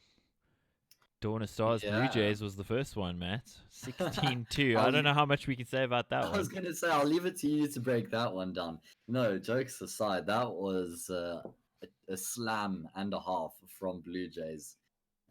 Dawn of Stars weren't at all able to find their footing. That was on train, right? Yeah. I mean, Yeah. it was quick. And that was Dawn of Stars map pick as well.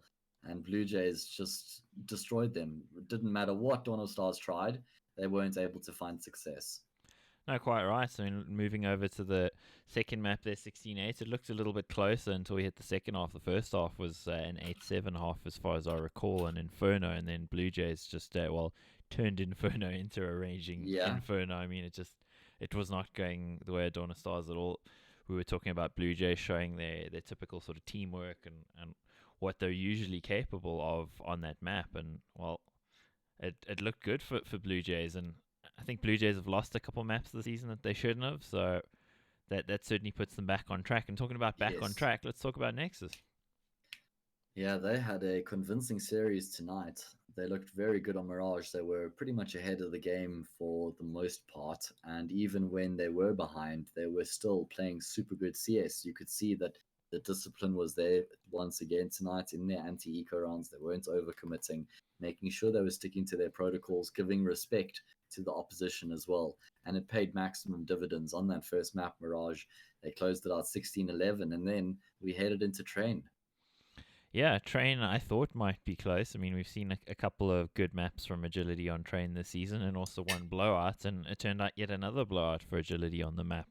Just didn't go their way at all. Nexus were dominating them, and we saw a fairly close first half until the latter stages, but then from there it was just accelerating and relentless aggression, and we saw a vintage performance from Zelo. He looked great.